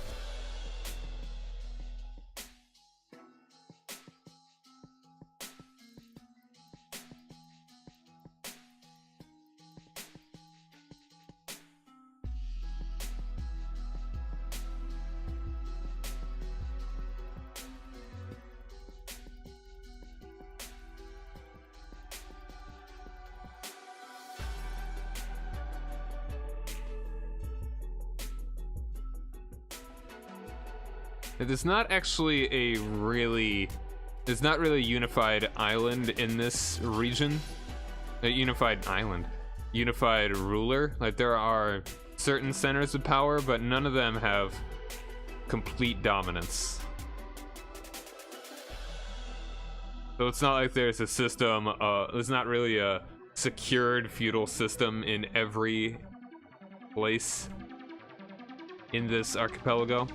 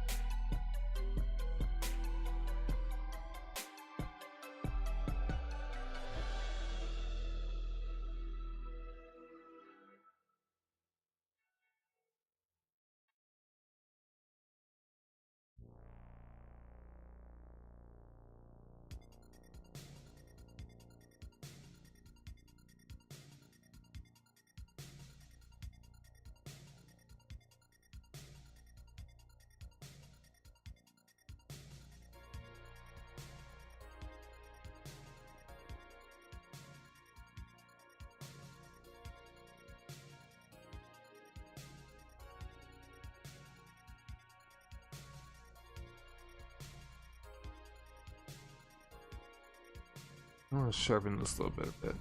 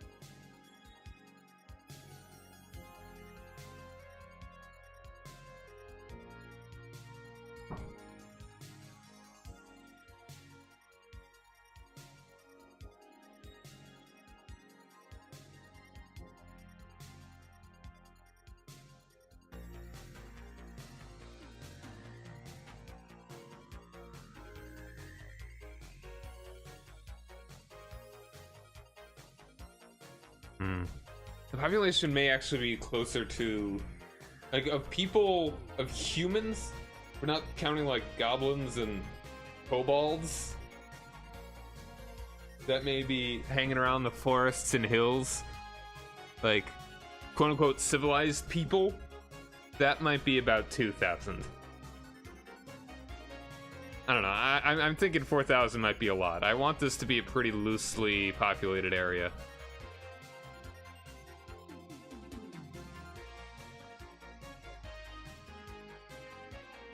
Is it?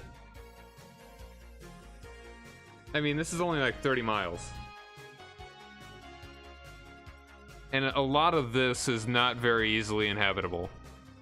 The only place that most people would want to live would be along this.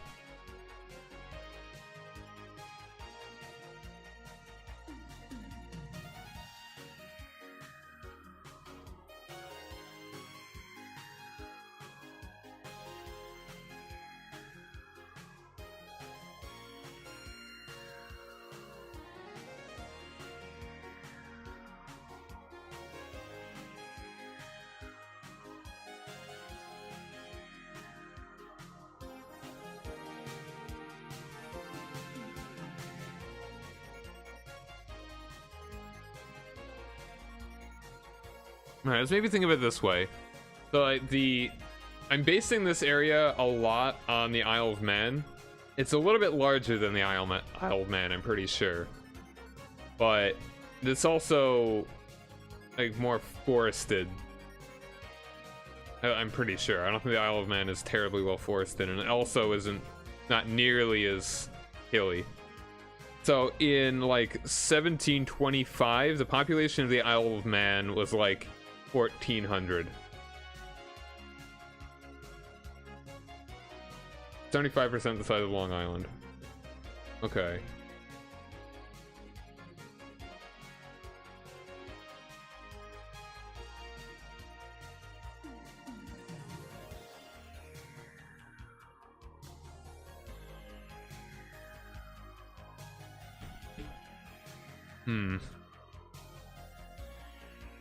Nice size of the Isle of Man. Alright.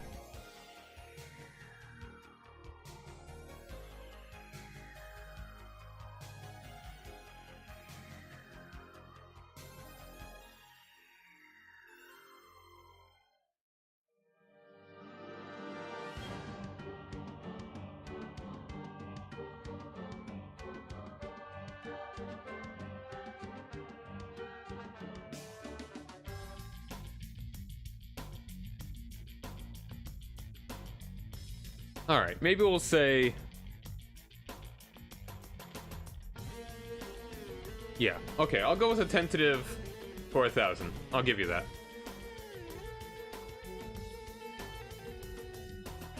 It's sometimes kind of difficult to think about how much area this really is. And maybe the town will be larger as well. Like, maybe these will be more like 100. And this will be more like 250, 300 maybe. 1, 2, 3, 4, 5, 6, 7, 8. 910, so that's 1,000. So that's a quarter of the people could live in these towns, and then about another 3,000 live around. Another 3,000 lives around here. Also, some in the forests. Like some are woodcutters, some are hunters. Primarily farmers around here, but not exactly the easiest. So here's what I have for the moment. Not this one. I want to...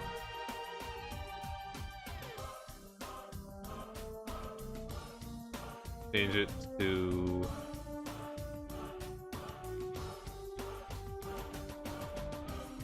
I've got a little bit of a write-up for the town. Here we go. We got a 175 here. Let's bring it up to 1.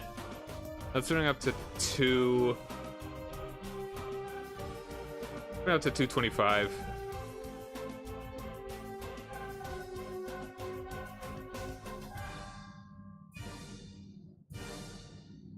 I don't even know if I'd say 85% being humans is deceptively diverse. I might need to change that.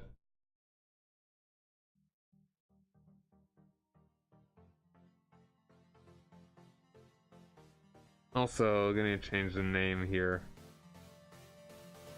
I'm basing a religion on the Silver Flame from the... Actually, am I sticking on the Silver Flame? I think I am. No. Am I? I don't know. Let me take a look. 80% white, should we call it diverse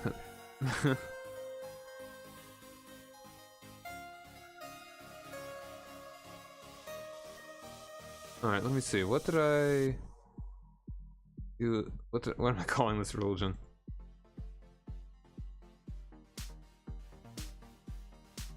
Alright.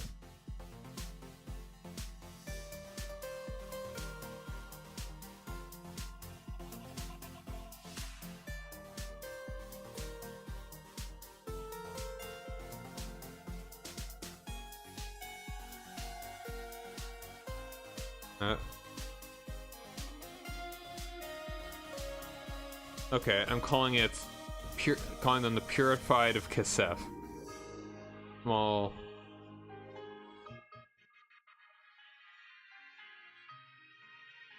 Kasef Church with 2 clerics.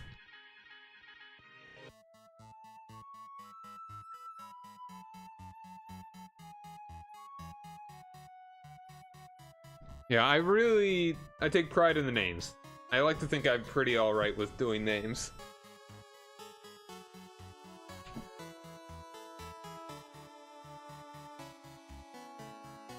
I really like the history to be,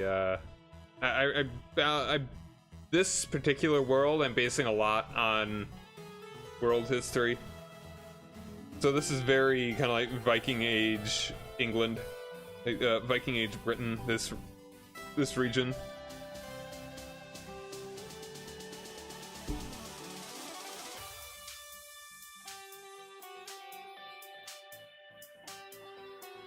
Of course, with some liberties. And I do a lot of research, well, not a lot of research, but a bit of research on making names realistic. Like, making things sound appropriately Gaelic, probably Anglo-Saxon, sometimes Latin. Things like that.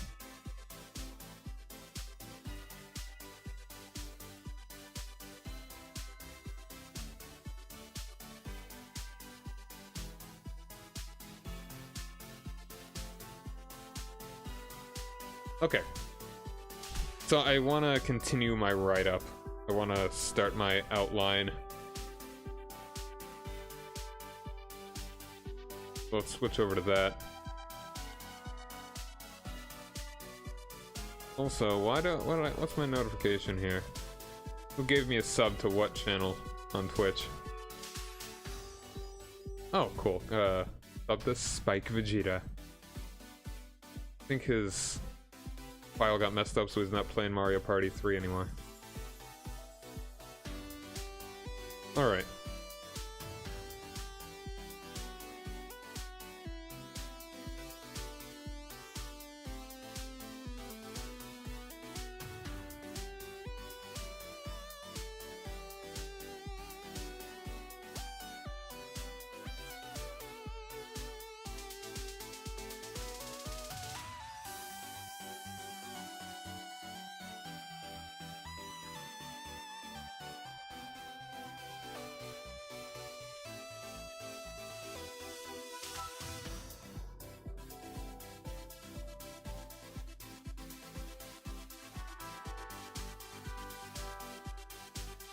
Also, why do I have that black bar at the top there?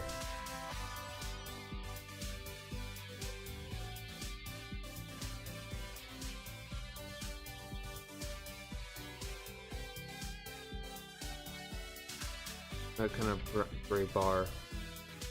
What is that?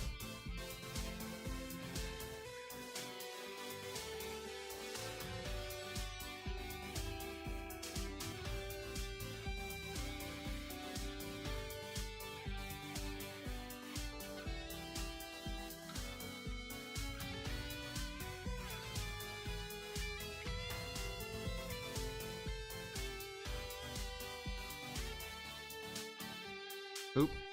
You actually saw. I've got a. As you just looked at. Video I have up. Think. Is this? Hold on. Alright, it's window. I don't know.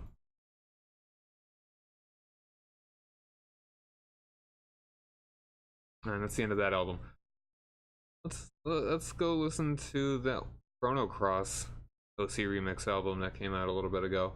Listen to a lot of it. Let's start from the beginning. Mostly pretty chill songs.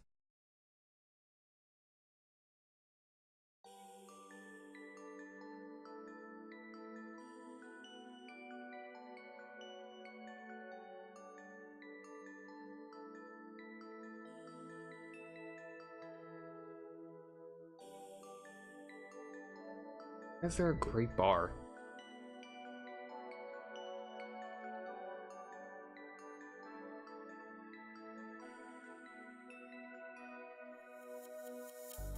Oh, iTunes should be on top of that.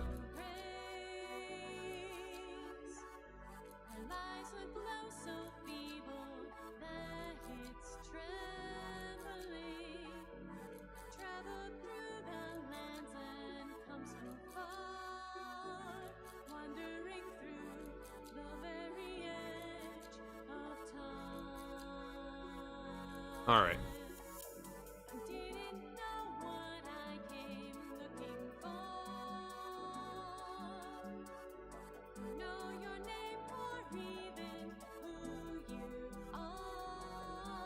Cool.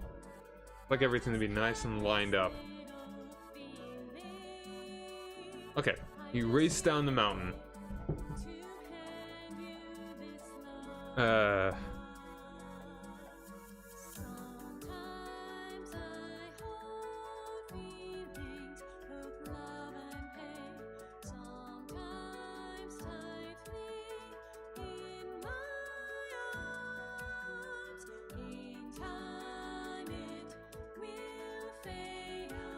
You race down the mountain to the aid of your home.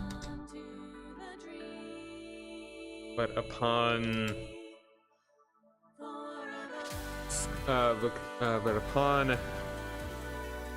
your arrival, you find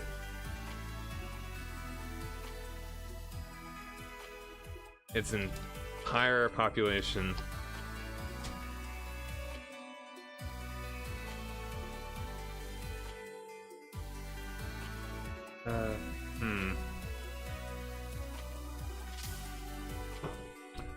torn apart as if by wild beasts.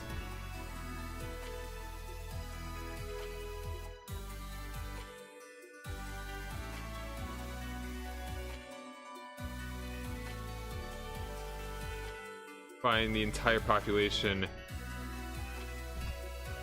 either torn apart as if by wild beasts, or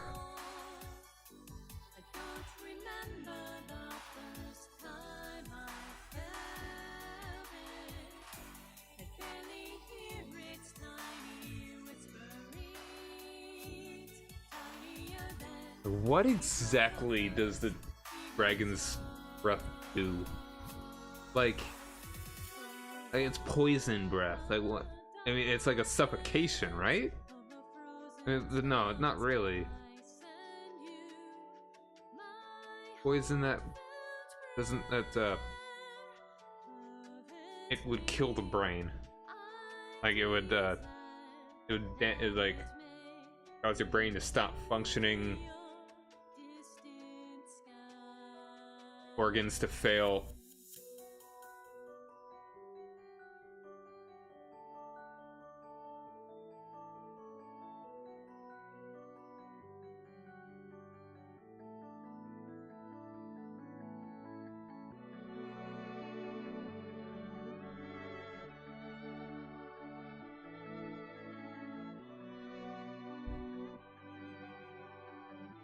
Or emaciated? Is that a good word for this?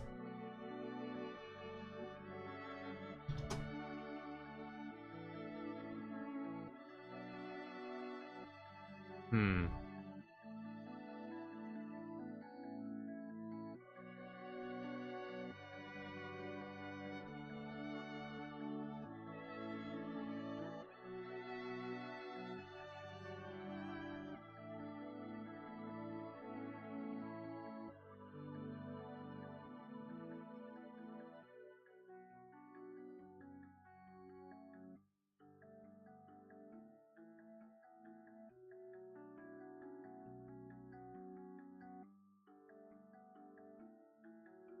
Gotta Google death by poison.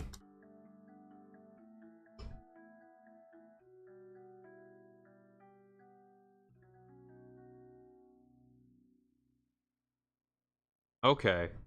A good image that comes up is picture of Joffrey when he died in Game of Thrones. Spoilers.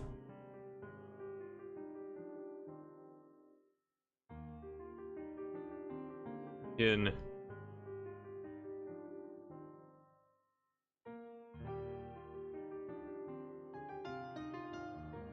blood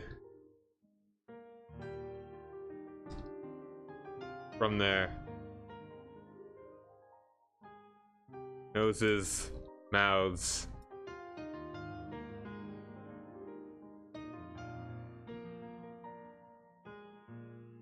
ears into eyes.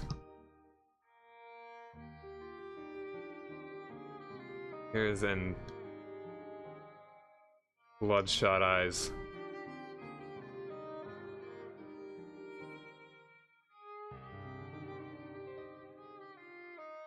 Hmm.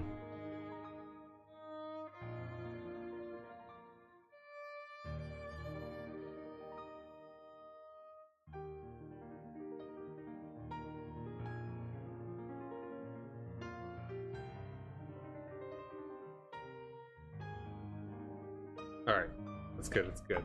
That's when the green dragon shows up.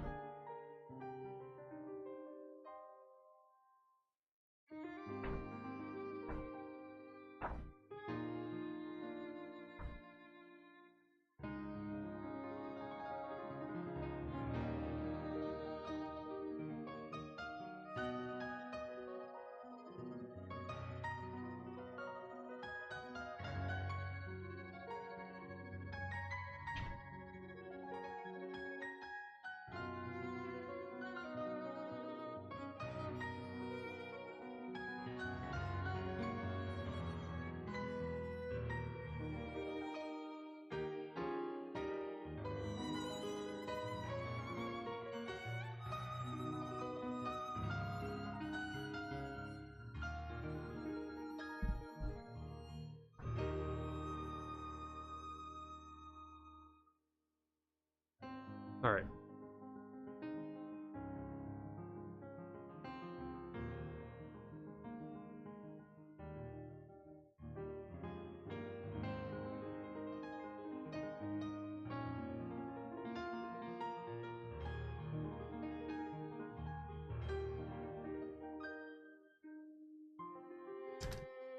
The sun is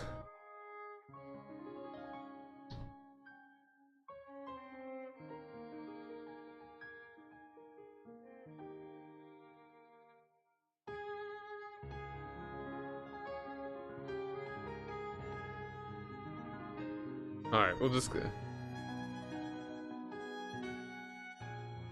a massive Massive shadow is cast over.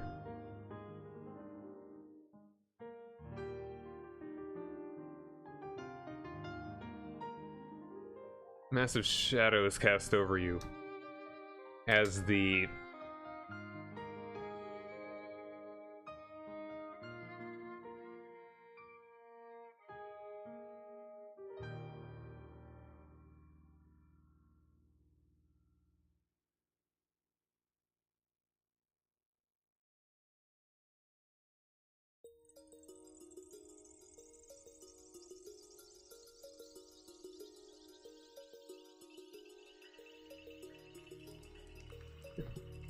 ground shakes.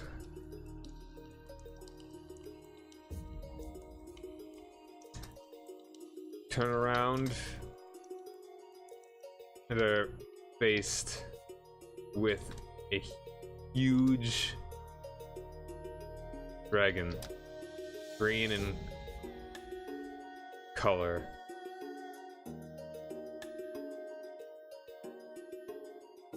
I wonder if it says monster man. Okay. What's the color of their breath?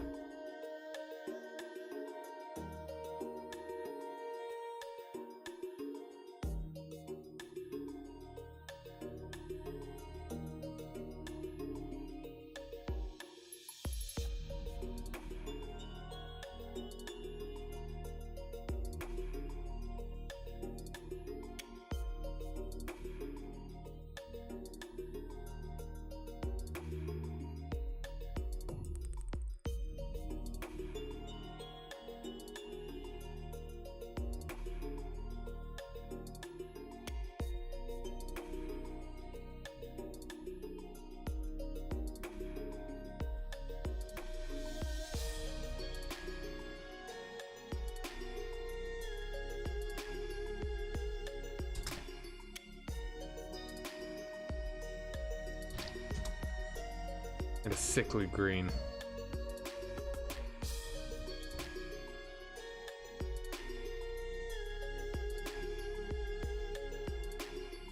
Mist.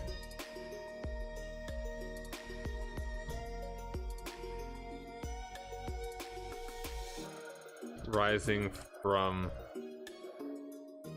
its nose and mouth.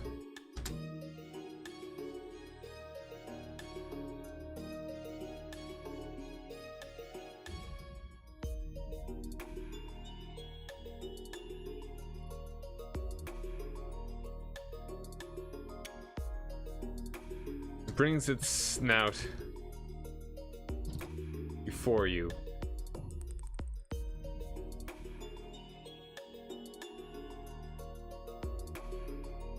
And inhales.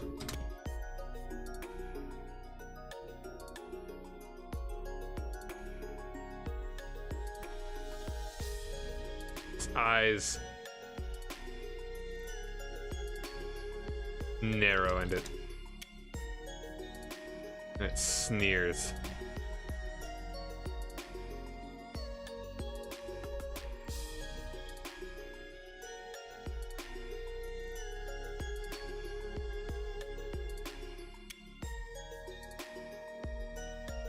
It was you, wasn't it?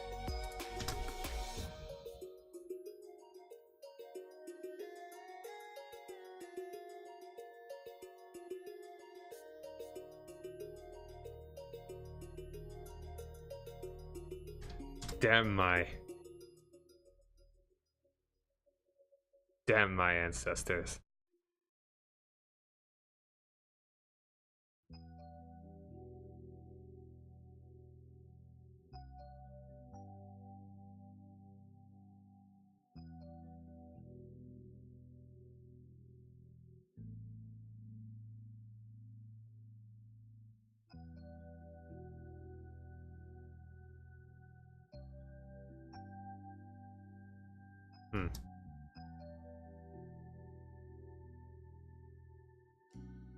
I cannot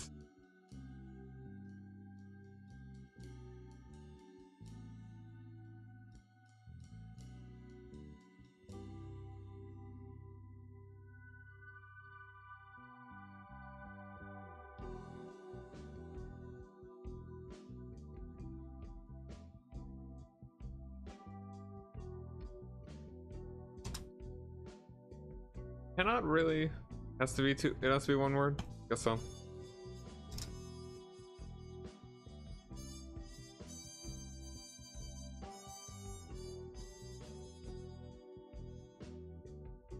I cannot taste your death.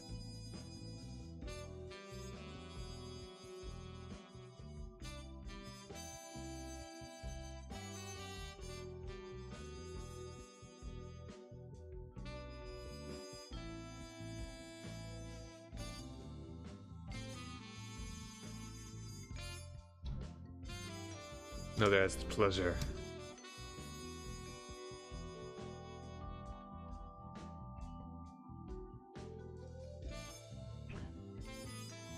Says as it exhales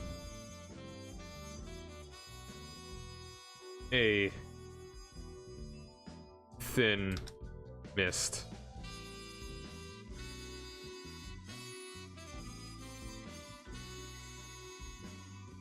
Okay, hold on. Better idea.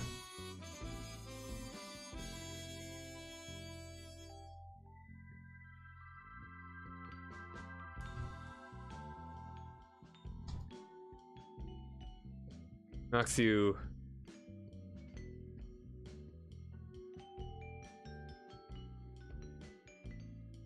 to the ground with a single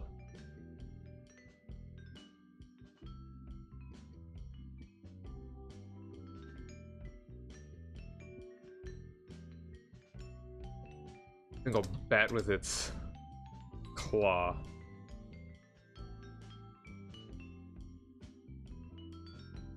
Then holds you in place. It brings its snout before you and inhales. Eyes narrow and its eyes narrow and it sneers.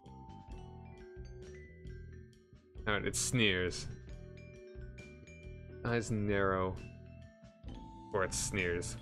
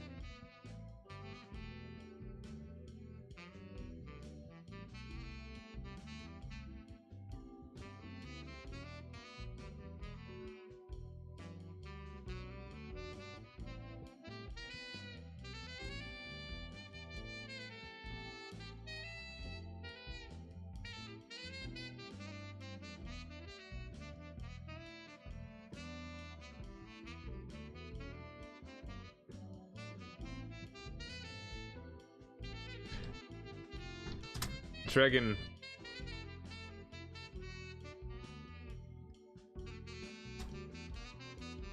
moves its claw from you.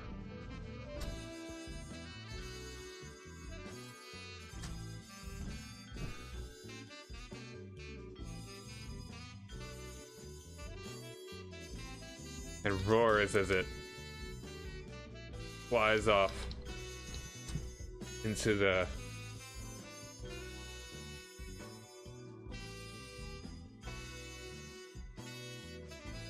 distance.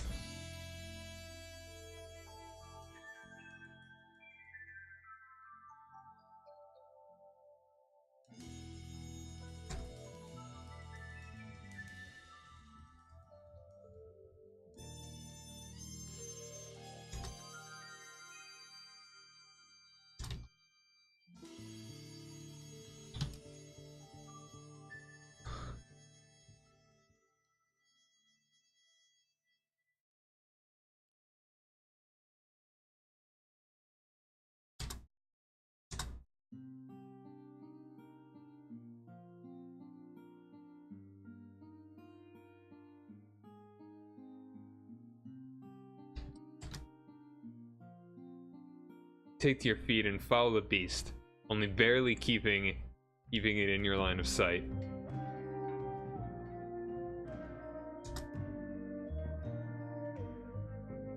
Trail it till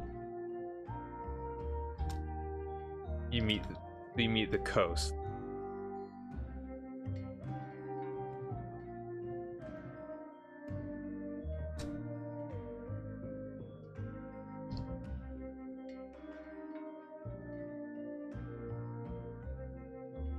We're at Taurus towards a boat in the distance.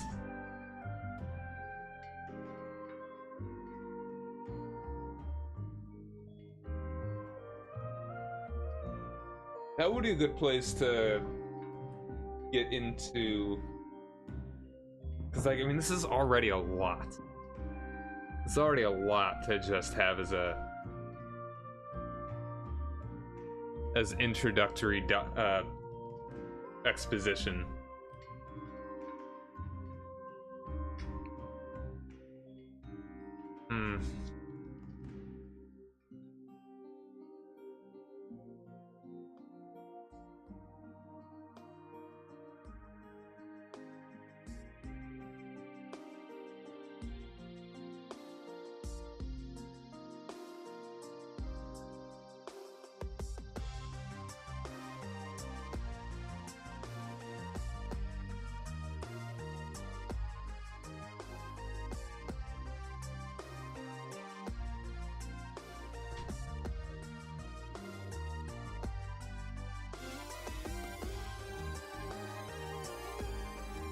I'll go ahead and put in here the green dragon wormling.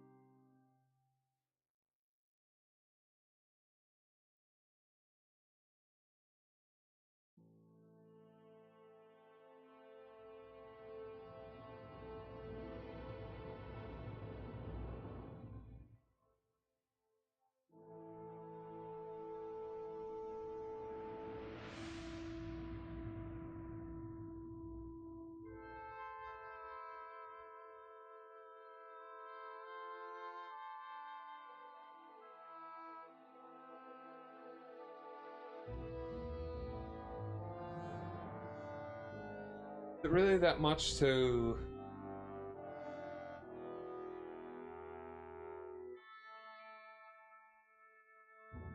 Is it really that much to just describe the destruction of the boat?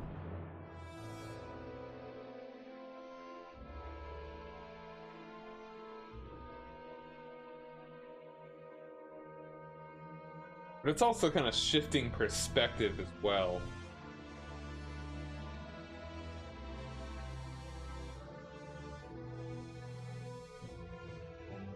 I think I can do it. I think I can do it in the present. It won't even be an encounter, because like, I mean, they can make attacks at it by all means. They might get hit a few times.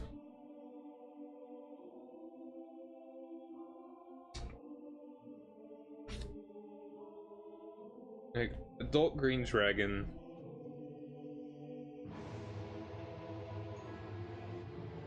Jeez. Bite attack is massive. Duty 10 plus 6. Plus 2d6 poison damage. The claw is only 2d6. Hail is 2d8. I mean, and this is all plus 6. Poison breath.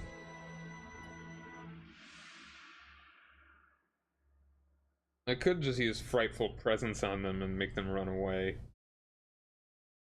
But the boat will be destroyed. Like, I can just have him, like, first thing, flies over. Breathes poison on the whole deck, just annihilating everyone on it. The 2 players there are not there, so they rush to help out there. And Dragon just annihilates everything there.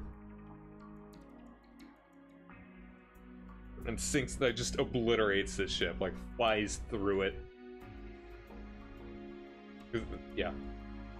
They're on a mission, they're on a holy mission to find a holy artifact for a holy purpose.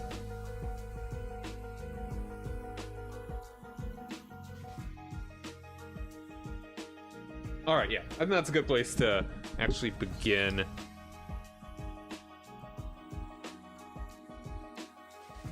Let's see. Alright. And,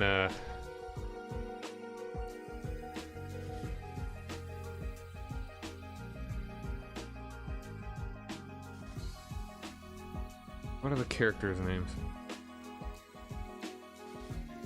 Okay, hold on, no, I have to...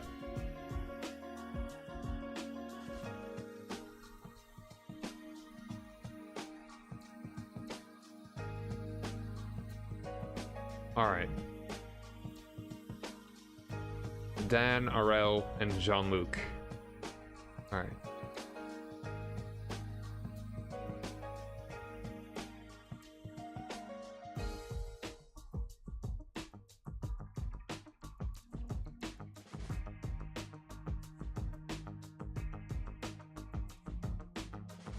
From,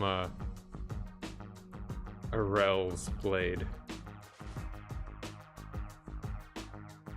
Let's start with Arel. Yeah, start with his name, just to show who it is, speaking directly to him. Alright, then go with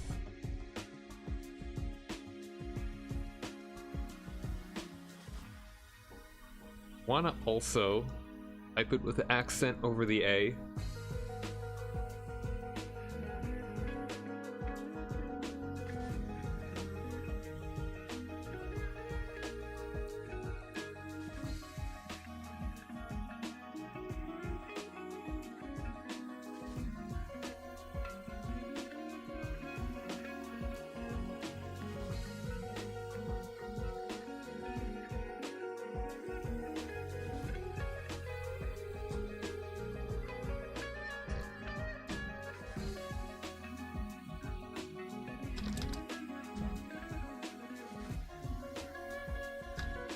Juan.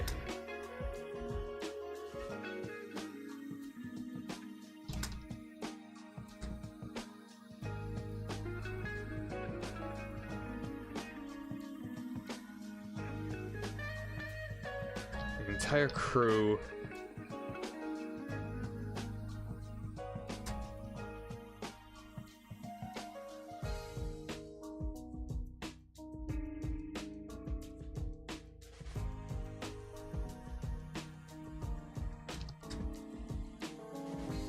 Who makes for the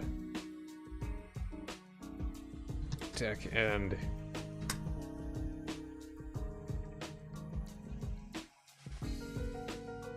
struck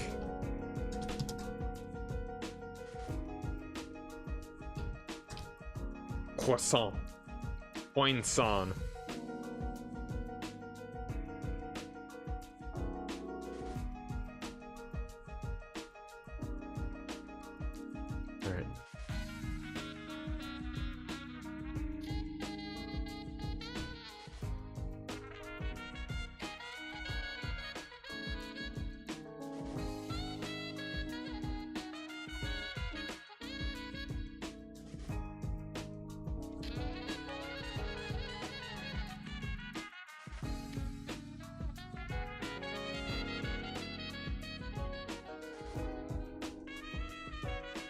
Alright, the dragon's poison breath.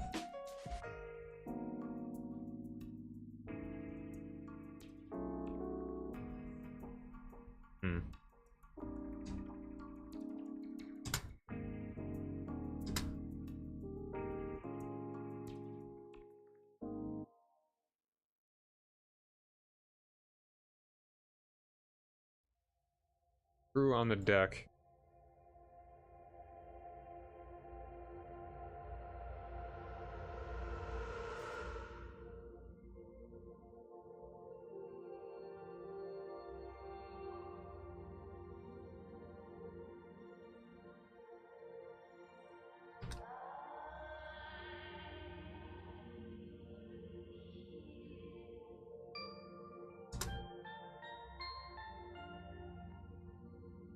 Alright, and what's its AC? It's pretty high. Because at level 1, I think I could probably KO these guys with a single, like, 2d10 if I'm unlucky. 2d10 plus 6, no less. Oh, okay, well, how much health?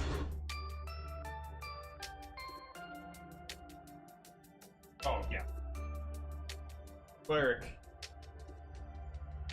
Jean-Luc. He has 10 hit points. So if I roll less than... On a 2d10, if I were to roll less than... like, 2 2s, that's the only way he wouldn't get annihilated immediately. Dragon ignores them unless they...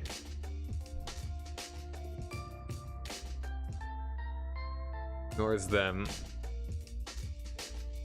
Focuses on picking off the NPCs. This is a little gamey, but it's build up the tension. I want this to be here. NPCs on the boat.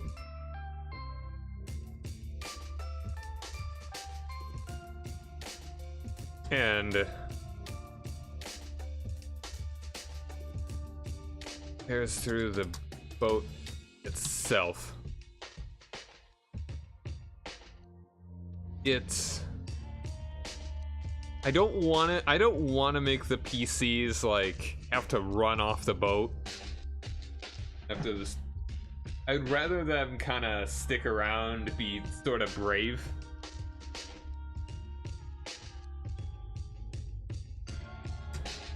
And so that they're not running away from this thing.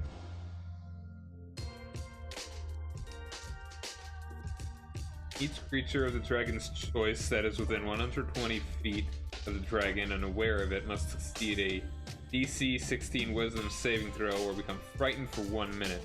The creature can repeat the saving throw at the end of each of its turns, having the effect on itself on a success. If a creature's saving throw is successful, the frightful presence, it cannot get closer to it, and it has a disadvantage on attacks, I believe.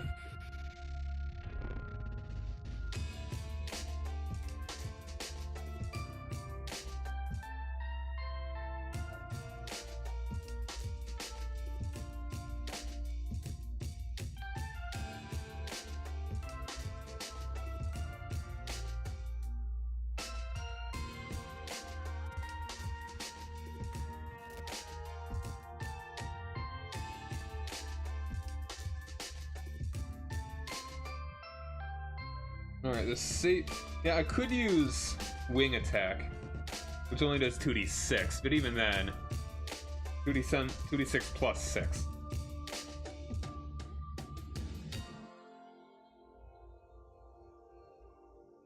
Yeah, and even then, I would have to roll less than half of maximum damage, or else they're KO'd immediately. And I mean, that could work. Well, that could work, especially if it blows them off. If it blows them off the side of the boat. I could just say that they then just wash up on the coast.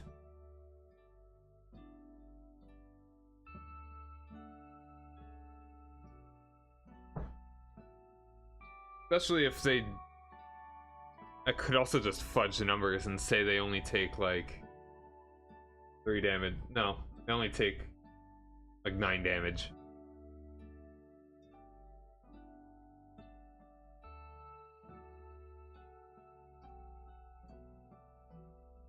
Oh yeah, and that is actually where he got the name.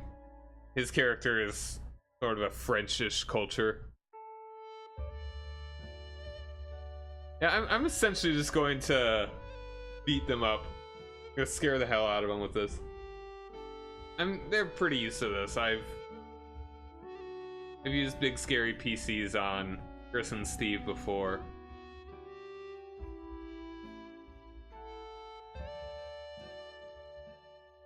Yeah.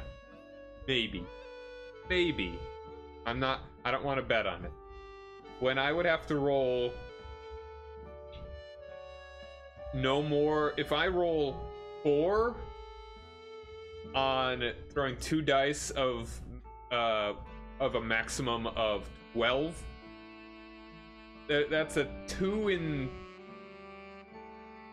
that's I mean, including a 4, that would do 10 damage. That's how much HP the cleric has. Yeah, exactly. That's a 7 out of 12 chance that it takes him down to 0. And I don't want to be like, oh, okay, you're unconscious, but you're not dying. Because then it's a little too obvious that I'm like, alright, I just want to beat you up and not kill you yet. I'll let the kobolds kill you. Bullywugs again.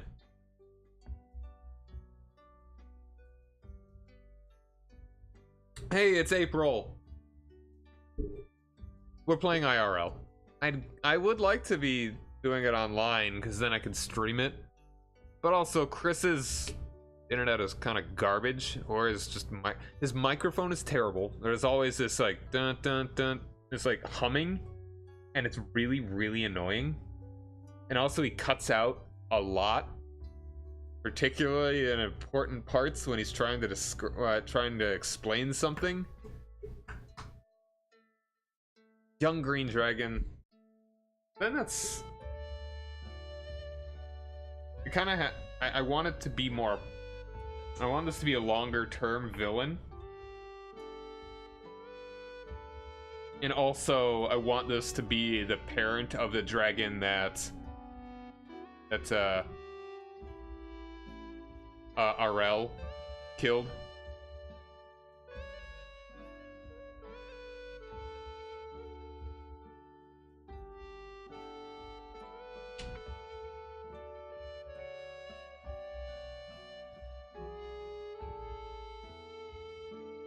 I can maneuver it well enough. I could fudge the dice.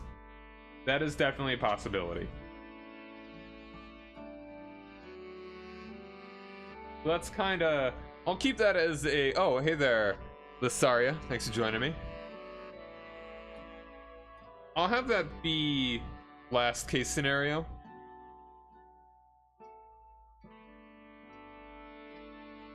I would rather. I'll see what I do.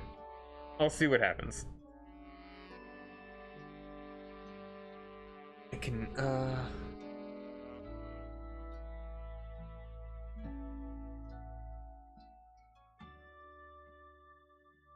Alright, focus on picking up NPCs on the boat and tears the boat itself. Alright, I should actually have these be in, like, individual bullet points.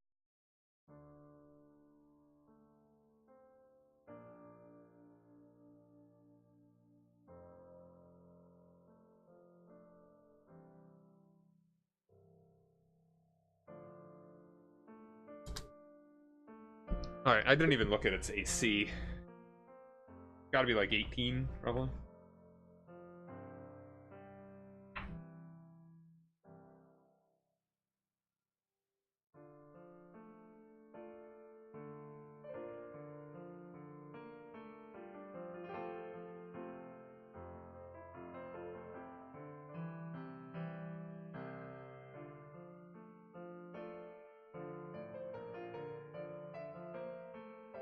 Bolt Green Dragon, AC 19. Okay, that's not an easy thing to hit, especially for first level characters.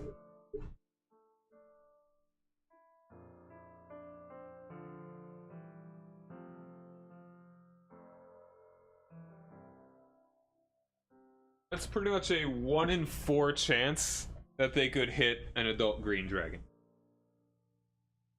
I'll just say it pretty much ignores them, and all the NPCs that are closer are the ones that it focuses on. Let's make sure that they are in the back. If they get close and hit it, if they get close and or hit the dragon, it will use its rightful presence or wing attack.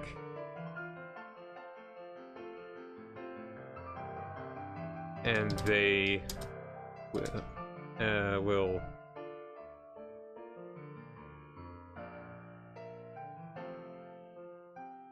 be removed from the boat. From the boat. So they'll be knocked back 10 feet.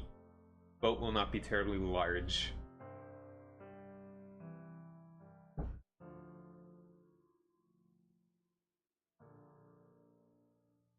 Alright, that sounds good. That's a good very beginning.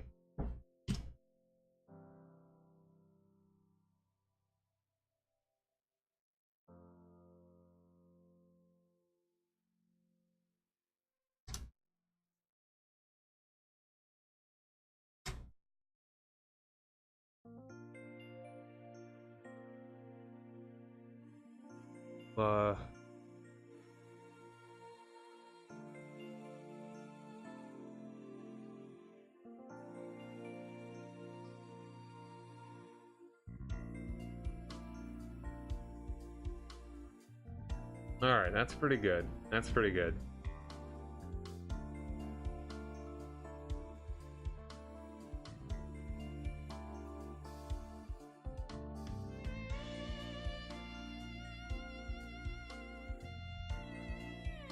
Okay, so that's when the party's together.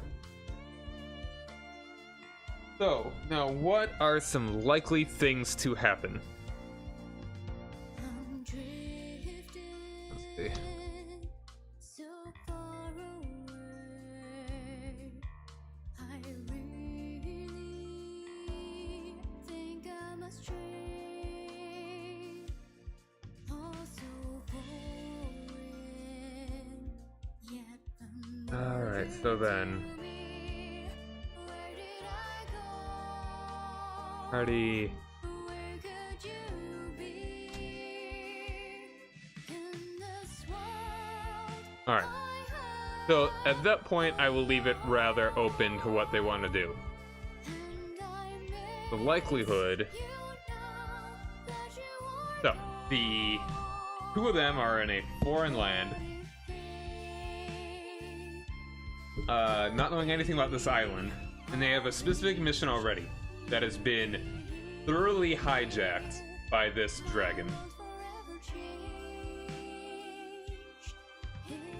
I'm guessing the likelihood here is that they are going to... I'm pretty much sure that Arel is going to be looking for revenge against this dragon. That's pretty much his entire backstory already. How he will do that is like most of his story. Adan and Jean-Luc still have this other mission, but they don't really have much of a clue as to where to go.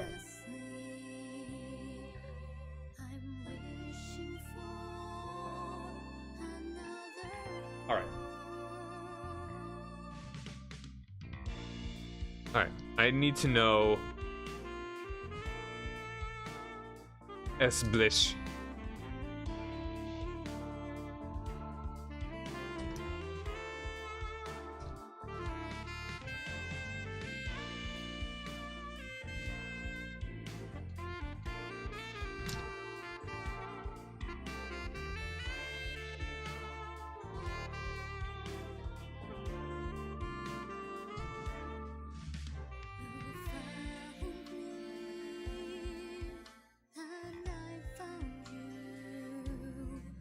not where headed, and that they were to get information on their quest there, but not who to meet. Alright, I'm gonna need to establish that's gonna need to think of a location that would be good. I don't want it to be like the larger city that's relatively near to this place. So, yeah. And I should also, before I forget, write down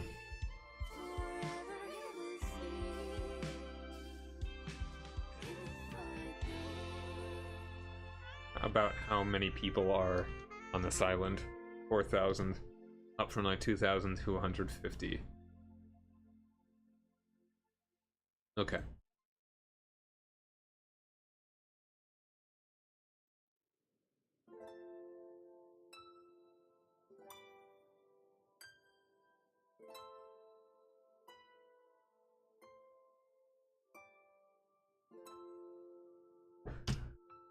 If the party...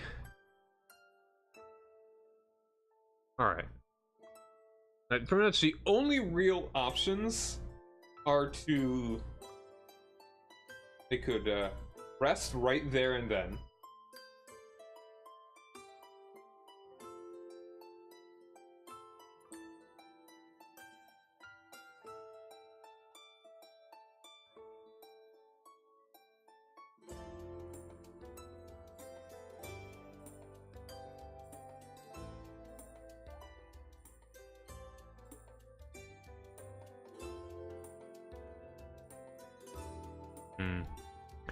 So their objective is likely to get off the island and A, continue their quest, or B,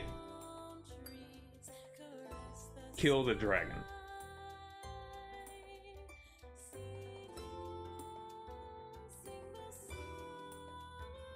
So, question is how long... I think I should keep them on the island until level 3. Consider this tutorial island. And not even keep them. They could go probably a bit sooner if they desire. But, they likely... Maybe I should say they lose all their money. At least the guys on the boat did.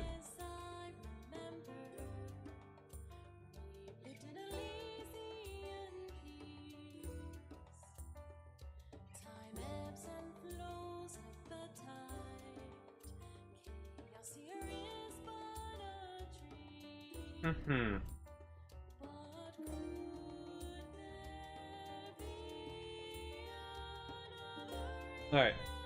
The party... If the party... Okay. I think that's a good thing to look at the map now.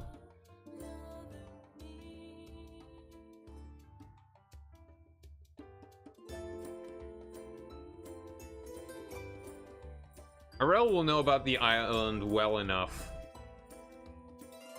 to... Okay. You certainly could go back to Heron and try and scrounge up whatever is left, see if there are any survivors. I might have some NPCs there that survive.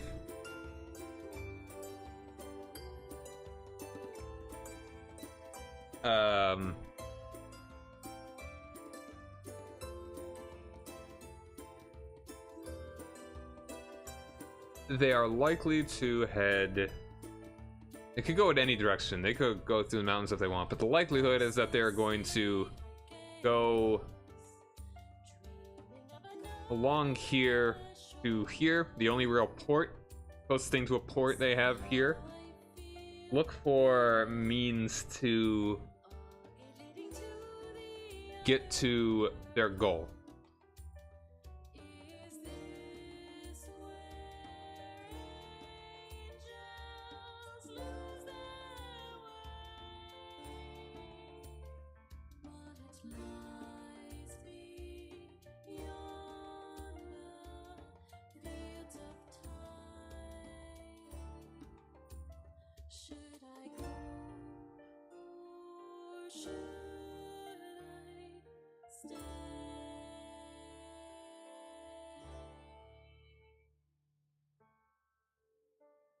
Alright, and when they're here, there will be a number of things they could do to acquire money, help out the town, things like that. They could stick around here for a long time if they feel like it. Or they could, more than likely, head off to somewhere else.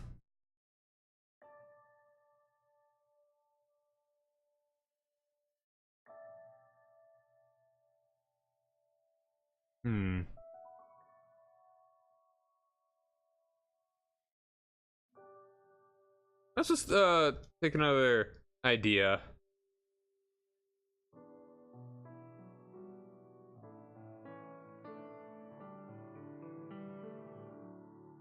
Look at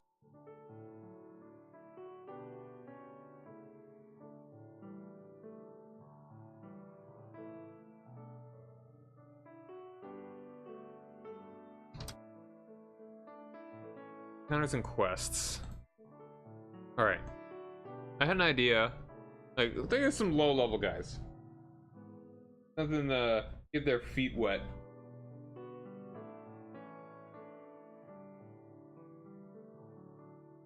Kobolds are always a nice choice.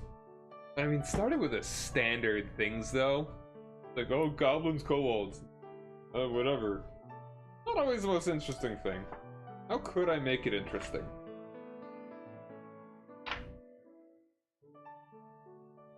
Lizard folk. Yeah, a couple of them could be nice. Like, a regular one is only half challenge rating. Maybe like 2 of them. I don't know, they can actually hit kind of hard. I mean, at level 1, they're squishy. They are squishy.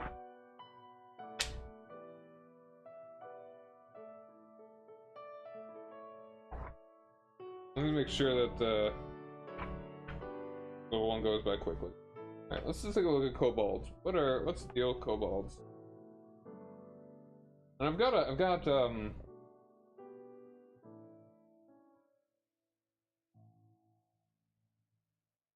one newer book.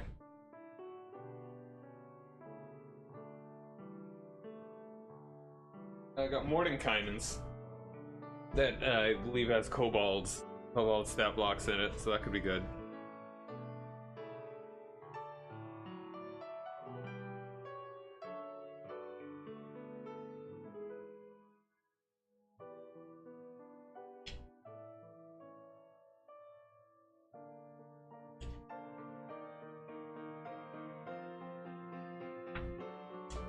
Kobolds. Regular one, challenge rating 1/8. On a hit, they do 1d4 plus 2. The ranged or melee. Advantage on attack rolls. Against a creature if at least one of the kobold's allies is within 5 feet of the creature and the ally isn't incapacitated.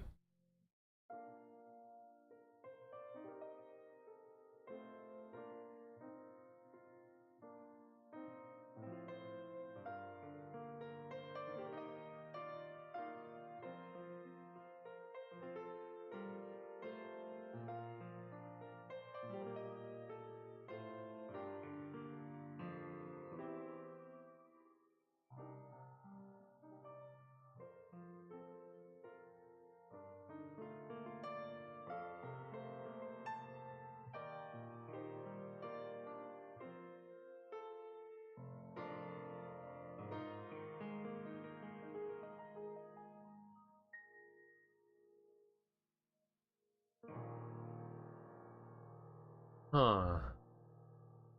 Alright. Go with the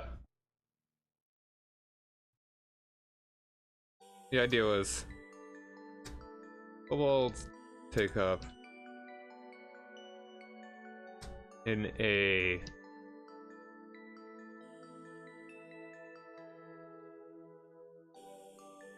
farmer's shed.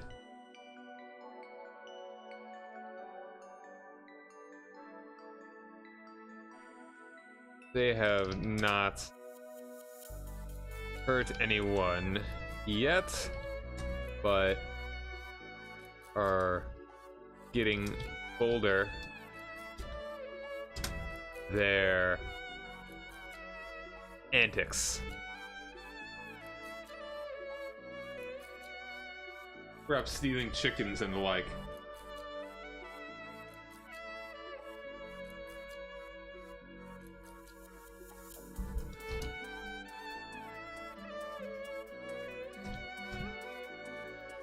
So they're gonna be scared away, persuaded to leave, or just killed. Though this has repercussions in the future. Because I mean, it's just I mean, when there are so many other options, I like, for a new player, I think this would be a good time to establish that there are consequences for your actions. And that, well, A, not everything needs to be a murder everything scenario, and B, your actions have consequences.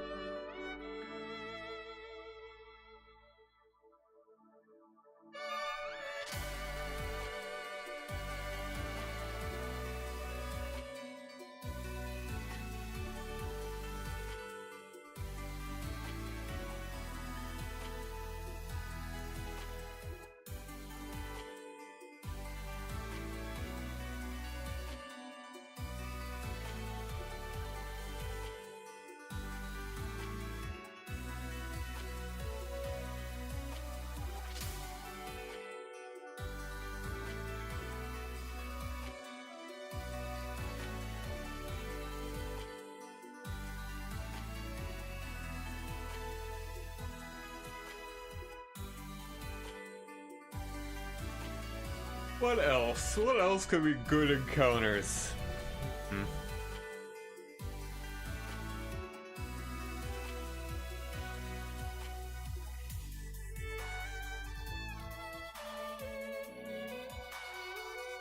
Surges are pretty weak.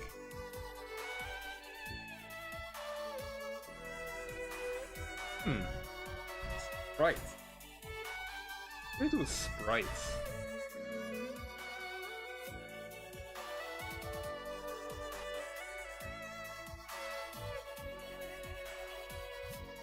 I don't know. I don't think I want them to be fighting sprites. Make evil sprites.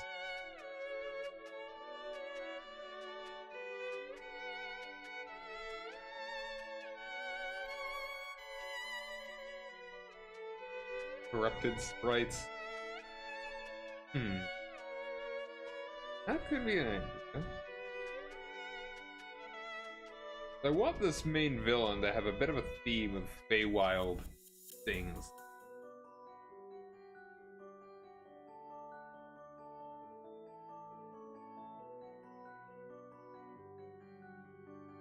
Corrupted sprites.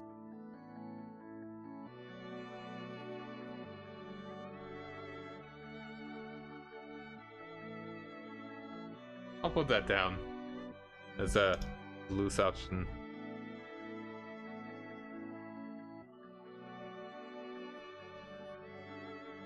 Corrupted sprites? Question mark?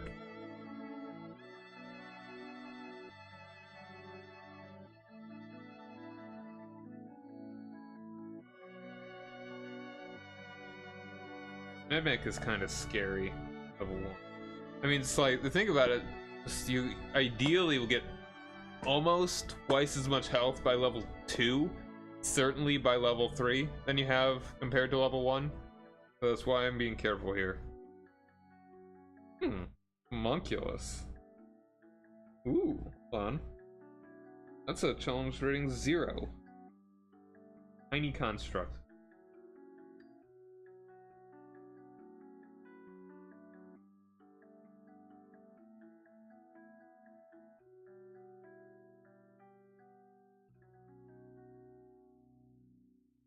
How about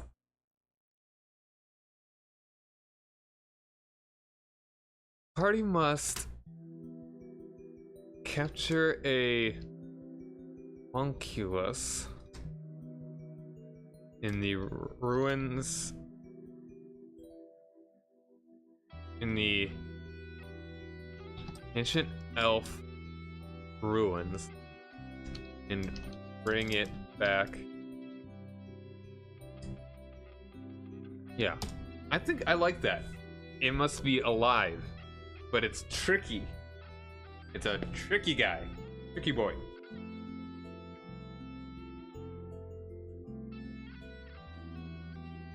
Because it's this homunculus is homunculi.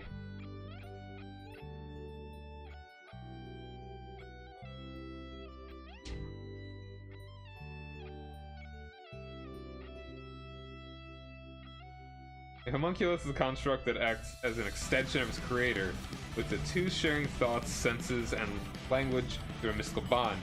A master can have only one homunculus at a time. Attempts to create another will always fail, and when the master dies, the homunculus also dies.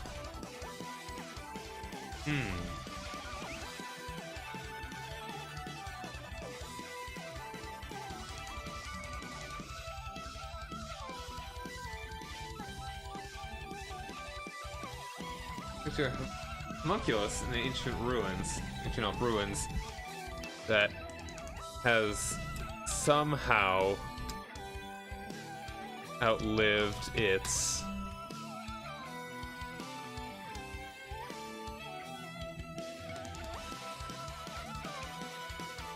creator.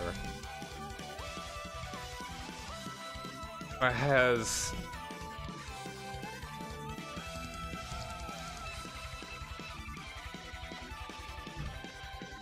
somehow survived the millennia.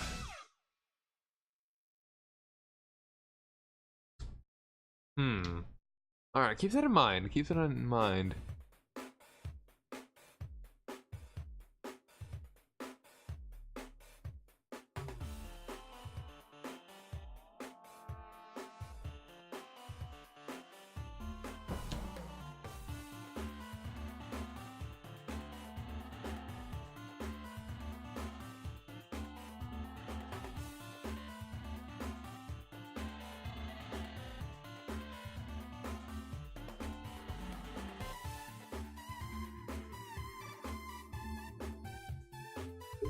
What other ideas could we go for?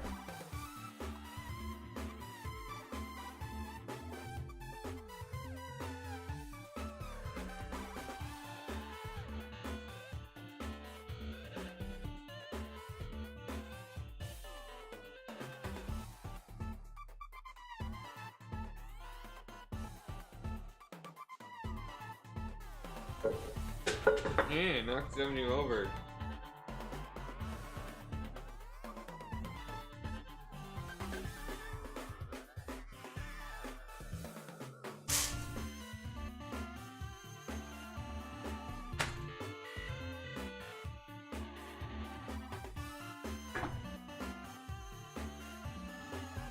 What else? What else could be cool?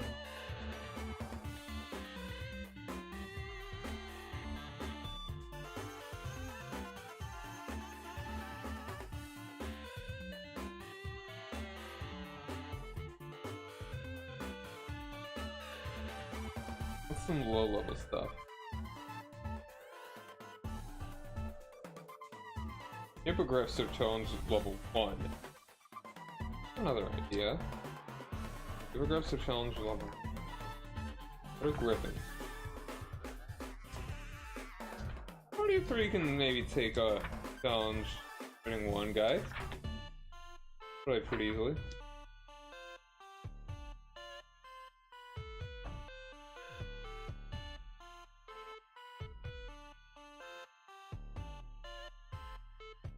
Griffin is challenge level 2. Hippogriff. Or level 1.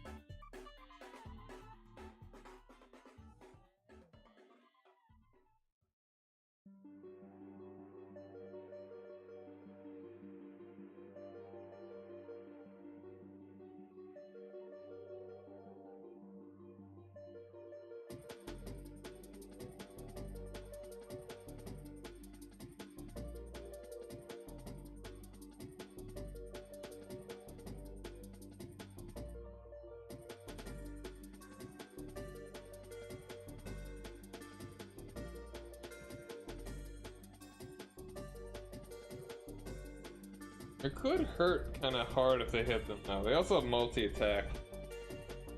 The beak could annihilate them at level 1.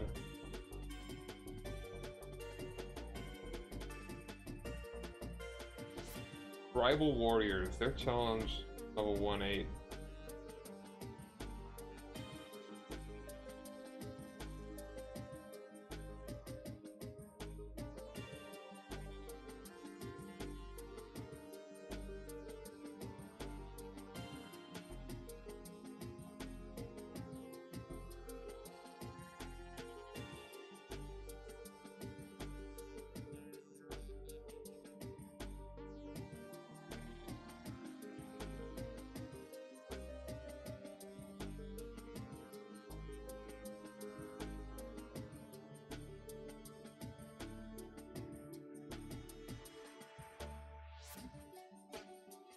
Bandits? I feel like this area is a little too small for bandits. Is it? Bandits?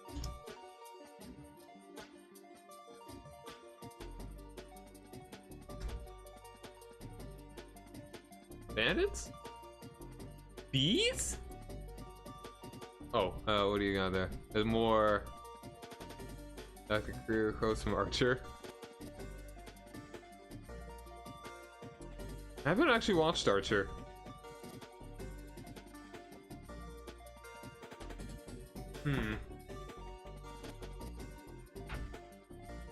Oh, right, I was on the wrong thing. So, here we go. Yeah. Here's things I've got for some potential encounters.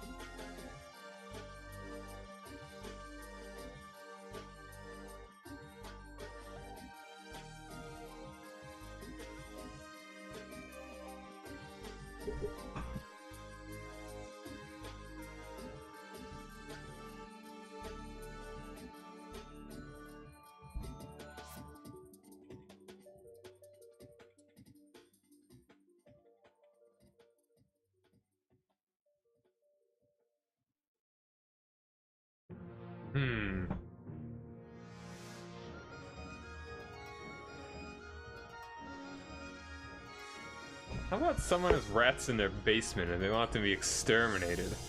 But it turns out it's a druid. That could be cool.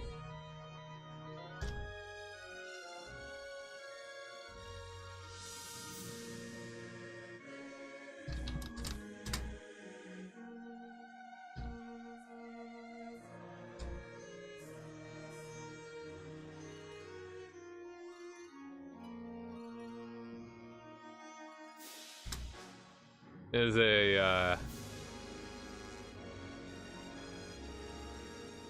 a dopey. Is that how you spell dopey?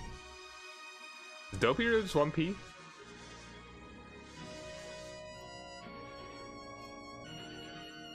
Yeah. A dopey druid looking for a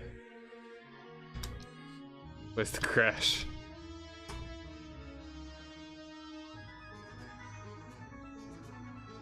Not even really much of an encounter.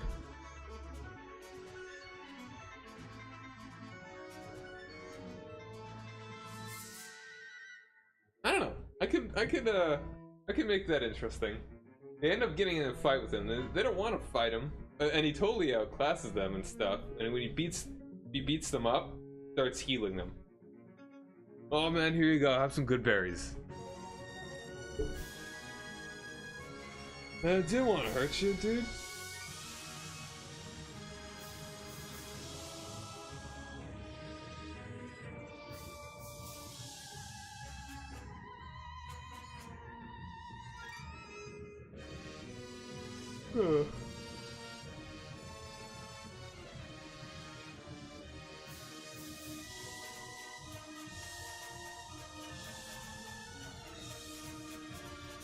Kuatoa. I haven't actually used Kuatoa against them before.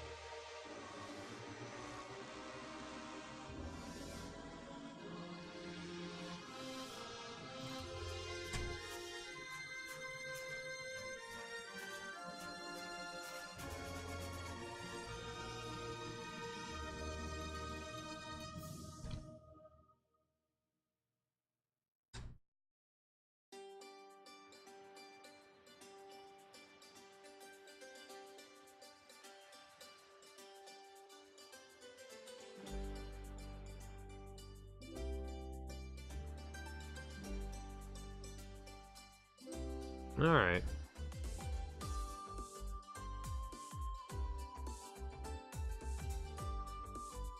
Digging this. Some interesting ideas here.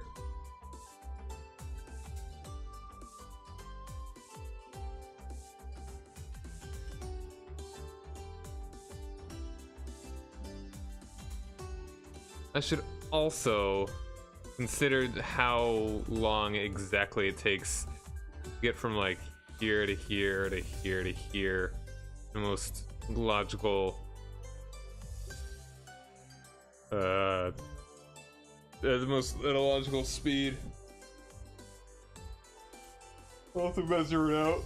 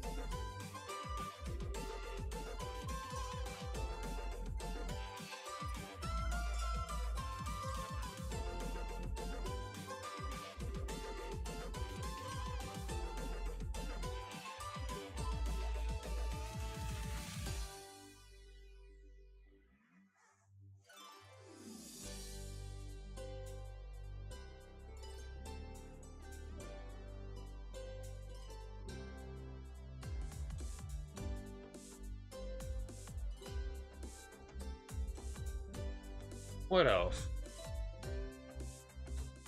We got some good environs here too. We got like hills, mountains. In fact, let's go ahead and grab this.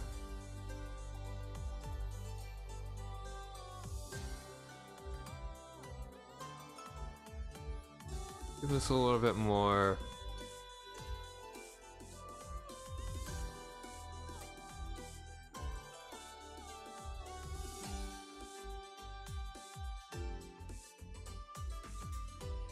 If you want to get it from one place to another, you'd go through this gap in the Highlands.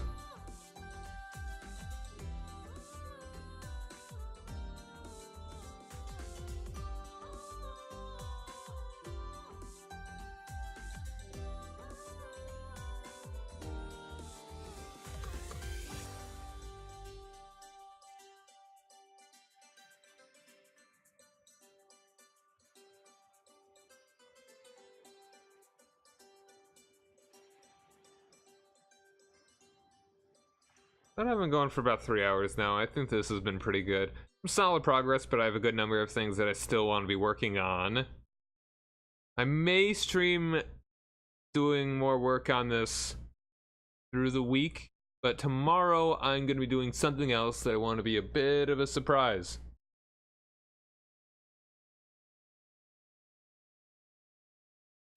So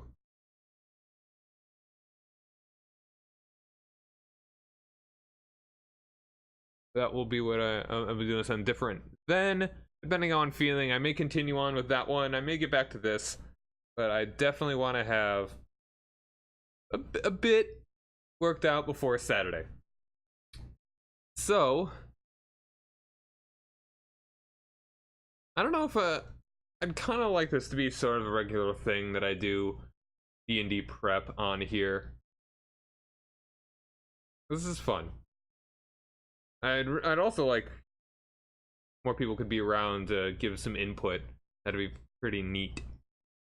When I make low-level encounters, I'm not so good at them because I think I overpower them way too much. Like at level 3, I think I had the guys at 3 players, 3 characters at level 3 each, all fighting like 6 bullywugs. That's actually kind of a lot, especially when they made bad plans. I feel a little bad about that one.